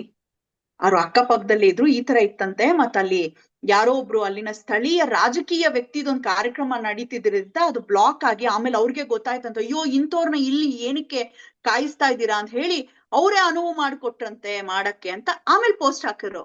ಸಾವಿರಗಳು ನೋಡಿಲ್ಲ ಜನ ಅದನ್ನ. ತಪ್ಪಾಗಿದೆ ಅಂತ ಹೇಳಿದ ವಿಡಿಯೋ ನೋಡ್ಲಿಲ್ಲ. ಆದ್ರೆ ತಪ್ಪು ಕಲ್ಪನೆ ಮಾಡಿಕೊಂಡಾಗಿತ್ತು, ಅದೇ ಚಿರಸ್ಥಾಯಿಯಾಗಿ ಉಳಿತು. ಈಗ ಇಲ್ಲಿ ನನ್ಗೊಂದು ಪ್ರಶ್ನೆ ಕೇಳಬೇಕು ಅನ್ಸುತ್ತೆ. ಪಾಸಿಟಿವ್ ಆಗಿರೋದನ್ನ ಯಾಕೆ ನಮ್ ಜನ ಪೂರಕವಾಗಿ ಸ್ಪಂದಿಸಲ್ಲ? ಅದೇ ಒಂಚೂರು ನೆಗೆಟಿವ್ ಅಥವಾ ಬಿಲೋ ದಿ ಬೆಲ್ಟ್ ಅಥವಾ ಇನ್ನೇನೋ ವಲ್ಗರ್ ಇರುವಂತದ್ದು ಅಂಥದ್ದನ್ನ ಹೆಚ್ಚು ಪ್ರೋತ್ಸಾಹ ಮಾಡೋದಕ್ಕೆ ಏನ್ ಕಾರಣ ಇರ್ಬೋದು ಸರ್? ಅದು ಏನಾಗಿದೆ ಅಂತ ಹೇಳಿದ್ರೆ, ಇತ್ತೀಚಿನ ದಿನಗಳಲ್ಲಿ ಒಬ್ರು ಯಾರೋ ಸಮೀಕ್ಷೆ ಮಾಡಿದ್ರಂತೆ, ಮನುಷ್ಯನ ಮನಸ್ಸಿನಲ್ಲಿ ಎಷ್ಟು % ಕ್ರೈಮ್ ರಿಲೇಟೆಡ್ ಭಾವನೆಗಳು ಹೆಚ್ಚಾಗ್ತಿದೆ ಅಂದ್ರೆ, ನೆಗೆಟಿವ್ ಮನಸ್ಥಿತಿ ಎಷ್ಟು ಹೆಚ್ಚು ಅಂದ್ರೆ ಹಿಂದೆಲ್ಲಾ ತಲೆಮಾರುಗಳಿಗಿಂತ ಅತಿ ಹೆಚ್ಚು ನೆಗೆಟಿವ್ ಮನಸ್ಥಿತಿ ಜಾಸ್ತಿ ಆಗಿದೆ ಅಂತ. ಅಂದ್ರೆ ಈಗ ಉದಾಹರಣೆಗೆ ಒಂದು ವಿಡಿಯೋ ಹಾಕ್ತಾರೆ, ಏನಂದ್ರೆ ಏನಾಯ್ತು ಗೊತ್ತಾ, ಯಾವ ಭೀಕರ ಅಪಘಾತ, ಹಿಂದೆಂದೂ ನೋಡದಂತ ಅಪಘಾತ ಅಂತ ಫುಲ್ ವಾಯ್ಸು ಜೋರಾಗಿ ಮಾಡಿ ಒಂದು ವಿಡಿಯೋ ಹಾಕಿರ್ತಾರೆ ಸರ್. ಆ ವಿಡಿಯೋ ಕ್ಲಿಕ್ ಮಾಡಿ ನೋಡೋ ಅಂತ ಕಾಯ್ತಾ ಕೂತಿರ್ತಾನೆ, ಯಾವಾಗಆಗತ್ತೆ ಅಪಘಾತ. ಫಸ್ಟ್ ಆಫ್ ಆಲ್ ಕಂಡೋರ್ ಅಪಘಾತ ನಮ್ಗೆ ಯಾಕೆ ಬೇಕು? ಆಗ್ಲಿ ಹೆಂಗಿದೆ ಅಂತ ಕ್ಯೂರಿಯಾಸಿಟಿಲಿ ನೋಡಿದ್ರು ಅಂತಾನೆ ಇಟ್ಕೊಳ್ಳಿ, ನೋಡಿದ್ರು ಕೂಡ ಕೊನೆಯಲ್ಲಿ ಏನ್ ಬರುತ್ತೆ ಗೊತ್ತಾ? ಅಲ್ಲಿ ಆಕ್ಸಿಡೆಂಟೇ ಆಗಲ್ಲ. ಅವ್ರ ಪಾಡಿಗೆ ಅವ್ರು ಹಂಗ ಹೋಗಿರ್ತಾರೆ, ಅವ್ರ ಪಾಡಿಗೆ ಹಿಂಗೆ ಲಾಸ್ಟ್ ಅಲ್ಲಿ ಅವನೊಂದ್ ಅಬ್ಬಾ ಜಸ್ಟ್ ಮಿಸ್ಸು ಅಂತ ಏನೋ ಇರತ್ತೆ ಅದ್ರಲ್ಲಿ. ಕಮೆಂಟ್ ಗಳನ್ನ ಓದಿ ಸರ್ ನೀವು, ಎಷ್ಟು ನೆಗೆಟಿವ್ ಹೆಚ್ಚಿದೆ ಅಂತ ಗೊತ್ತಾಗತ್ತೆ. ಯಾಕೆ ಗೊತ್ತಾ? ಕಚ್ಚಡ ನನ್ ಮಗನೇ ಎಲ್ಲೋ ಇದೆ ಇಲ್ಲಿ ಆಕ್ಸಿಡೆಂಟು, ಅನ್ಯಾಯವಾಗಿ ಟೈಮ್ ವೇಸ್ಟ್ ಮಾಡ್ದಲ್ಲೋ ನೀನು ಅಂತ ಬೈದಿರ್ತಾರೆ. ಅಂದ್ರೆ ಅರ್ಥ ಅಲ್ಲಿ ಆಕ್ಸಿಡೆಂಟ್ ಆಗಿ ಯಾರು ಸಾಯ್ಬೇಕಿತ್ತ ನಮ್ಮ ಮನ್ಸಿಗೆ? ಸೊ ಅಂತಹ ಈಗ ರಾಮ ರಾವಣ ಇತಿಹಾಸದಲ್ಲಿ ಐತಿಹಾಸಿಕ ಪುರುಷರು ಮಾತ್ರವಲ್ಲ, ಅವ್ರಿಗೆ ಸಾವೇ ಇಲ್ಲ ಅಂತ ಹೇಳಲಾಗತ್ತೆ. ಬದುಕಿದ್ದಾರೆ ಅವ್ರು ಈಗ್ಲೂ ಕೂಡ ಎಲ್ಲರ ಮನಸ್ಸಿನಲ್ಲಿ. ನಮ್ಗೆ ಎರಡೆರಡು ಮನ್ಸು ಆಡ್ತಿರತ್ತಲ್ಲ, ಪಾಸಿಟಿವ್ ಯಾವಾಗೂ ಒಂದ್ ಹೇಳ್ತಿರತ್ತೆ, ನೆಗೆಟಿವ್ ಒಂದ್ ಹೇಳ್ತಿರತ್ತೆ. ಆ ಪಾಸಿಟಿವ್ ಹೇಳೋದೇ ರಾಮ, ನೆಗೆಟಿವ್ ಥಾಟ್ ಕೊಡೋದೇ ರಾವಣ ಅಂತ ಹಿರಿಯರು ನಮ್ಗೆ ಹೇಳ್ಕೊಂಡ್ ಬಂದಿದ್ದಾರೆ. ಹೌದು. ಯಾವಾಗ ನೀವು ರಾಮನ ಮಾತುಗಳ ಕಡೆಗೆ ಗಮನ ಕೊಡ್ತೀರಾ, ಆಗ ಮಂಗನಿಂದ ಮಾನವ ಆಗಿದೀವಿ, ಮಾನವನಿಂದ ಮಾಧವನೆಡೆಗೆ ಸಾಕ್ತಿವಿ. ಯಾವಾಗ ರಾಮನ ಕಡೆಗೆ ಗಮನ ಕೊಟ್ಟಾಗ. ಆದ್ರೆ ನಾವು ಹೆಚ್ಚು ಜನ ಏನ್ ಮಾಡ್ತಾ ಇದೀವಿ, ರಾವಣನ ಮಾತಿಗೆ ಹೋಗೋಡ್ತಾ ಇದೀವಿ. ಅಲ್ಲಿ ಒಂದು ಕೊಲೆದ್ ನೋಡಕ್ ಇಷ್ಟ, ಅಥವಾ ಅಲ್ಲಿ ರಕ್ತಪಾತ ಆಗಿರೋದ್ ನೋಡಕ್ ಇಷ್ಟ. ಈ ಬೆಳವಣಿಗೆಗಳು ಯಾಕಾಗ್ತಿದೆ ಸರ್? ಇದು ಮುಂಚೆ ಯಾಕಿರ್ಲಿಲ್ಲ? ಅಂದ್ರೆ ನಿಮ್ಮ ತಂದೆಯ ಕಾಲದಲ್ಲಿ ನೀವ್ ಚಿಕ್ಕವರಾಗಿ ನೋಡ್ತಿದ್ದಂತ ಸಿನಿಮಾಗಳಲ್ಲಿ ಇದೆಲ್ಲವೂ ಇರ್ಲಿಲ್ಲ. ನಾನು ಅದಕ್ಕೆ ಯಾವಾಗೂ ಹೇಳ್ತಿರ್ತೀನಿ, ಒಂದು ಕ್ರಾಂತಿಯನ್ನ ಮೂಡಿಸ್ತಾ ಇತ್ತು ಸಿನಿಮಾ. ಬರೀ ಮನರಂಜನೆಯ ಮಾಧ್ಯಮವಲ್ಲ, ಸಿನಿಮಾ ನಮ್ಮ ಬದುಕಿನ ರೀತಿ, ಹೇಗೆ ಬದುಕಬೇಕು ಅಂತ ತಿಳಿಸುವಂತ ಒಂದು ಮಾಧ್ಯಮ ಕೂಡ. ಉದಾಹರಣೆಗೆ ಬಂಗಾರದ ಮನುಷ್ಯ ಸಿನಿಮಾ 2 ವರ್ಷ ಸತತ ಓಡಿದೆ. ಅದರ ಜೊತೆಗೆ ಆ ಸಿನಿಮಾ ನೋಡಿ ಎಷ್ಟೋ ಜನ ಹಳ್ಳಿ ಬಿಟ್ಟು ಪಟ್ಟಣಕ್ಕೆ ಬಂದಂತವ್ರು ಕೂಡ ವಾಪಸ್ ಹಳ್ಳಿಗೆ ವಾಪಸ್ ಆದ್ರಂತೆ, ನಾವು ಕೂಡ ಬೆಳೆಯೋಣ ಅಂತ. ಆದ್ರೆ ಇತ್ತೀಚಿನ ದಿನಗಳ, ಅವಾಗ ನೀವ್ ನೋಡಿರ್ಬೋದು, ಯಾವ್ದು ನಮ್ಮ ರಾಜ್ಕುಮಾರ್ ಅವರು ಅಭಿನಯ ಮಾಡಿದಂತಹ, ವಿಷ್ಣುವರ್ಧನ್ ಸರ್ ಕೂಡ, ಗಂಧದ ಗುಡಿ ಸಿನಿಮಾ. ಅದರಲ್ಲಿ ರಾಜ್ಕುಮಾರ್ ಅವರು ಒಬ್ಬ ಫಾರೆಸ್ಟ್ ಆಫೀಸರ್ ರೋಲ್ ಪ್ಲೇ ಮಾಡಿದ್ರು. ಹೀ ಇಸ್ ದ ಹೀರೋ ಅಲ್ವಾ? ಕಾಡುಗಳ್ಳನನ್ನ ವಿಲ್ಲನ್ ತರಾನೇ ತೋರ್ಸಿದ್ರು. ಆದ್ರೆ ಈಗ ಬರ್ತಿರುವಂತ ಸಿನಿಮಾಗಳಲ್ಲಿ ವಿಲ್ಲನ್ನೇ ಹೀರೋ ಪಾತ್ರಧಾರಿಯಾಗಿ ತೋರಿಸ್ತಿದ್ದಾರೆ. ಕೊನೆಯಲ್ಲಿ ಅವನಿಗೆ ಶಿಕ್ಷೆನೂ ಆಗಲ್ಲ. ಹೇಗೆ ಅಂತ ಹೇಳಿದ್ರೆ, ಅವನು ದುಡ್ಡು ಕೊಟ್ಟು ಪೊಲೀಸರನ್ನೇ ಕೊಂಡ್ಕೊಂಡ್ಬಿಡ್ತಾನೆ ಅಂತ ಎಲ್ಲ ಸಿನಿಮಾನಲ್ಲಿ ತೋರಿಸ್ತಿದಾರಲ್ವಾ? ಹೌದು. ಆಗ ನೋಡುವಂತಹವರಿಗೆ ಏನಂತ ನೀವು ಮೆಸೇಜ್ ರವಾನೆ ಮಾಡ್ತಿರೋ, ಒಂದು ಸಂದೇಶ ರವಾನೆ ಮಾಡ್ತಿದ್ದೀರಾ. ಏನಪ್ಪಾ, ದುಡ್ಡಿದ್ದವನ್ ಹೆಂಗ್ ಬೇಕಾದ್ರೂ ಬದುಕಬಲ್ಲ, ಯಾವ್ದ್ರಿಂದ ಬೇಕಾದ್ರೂ ಅವನು ಜಯಿಸಬಲ್ಲ.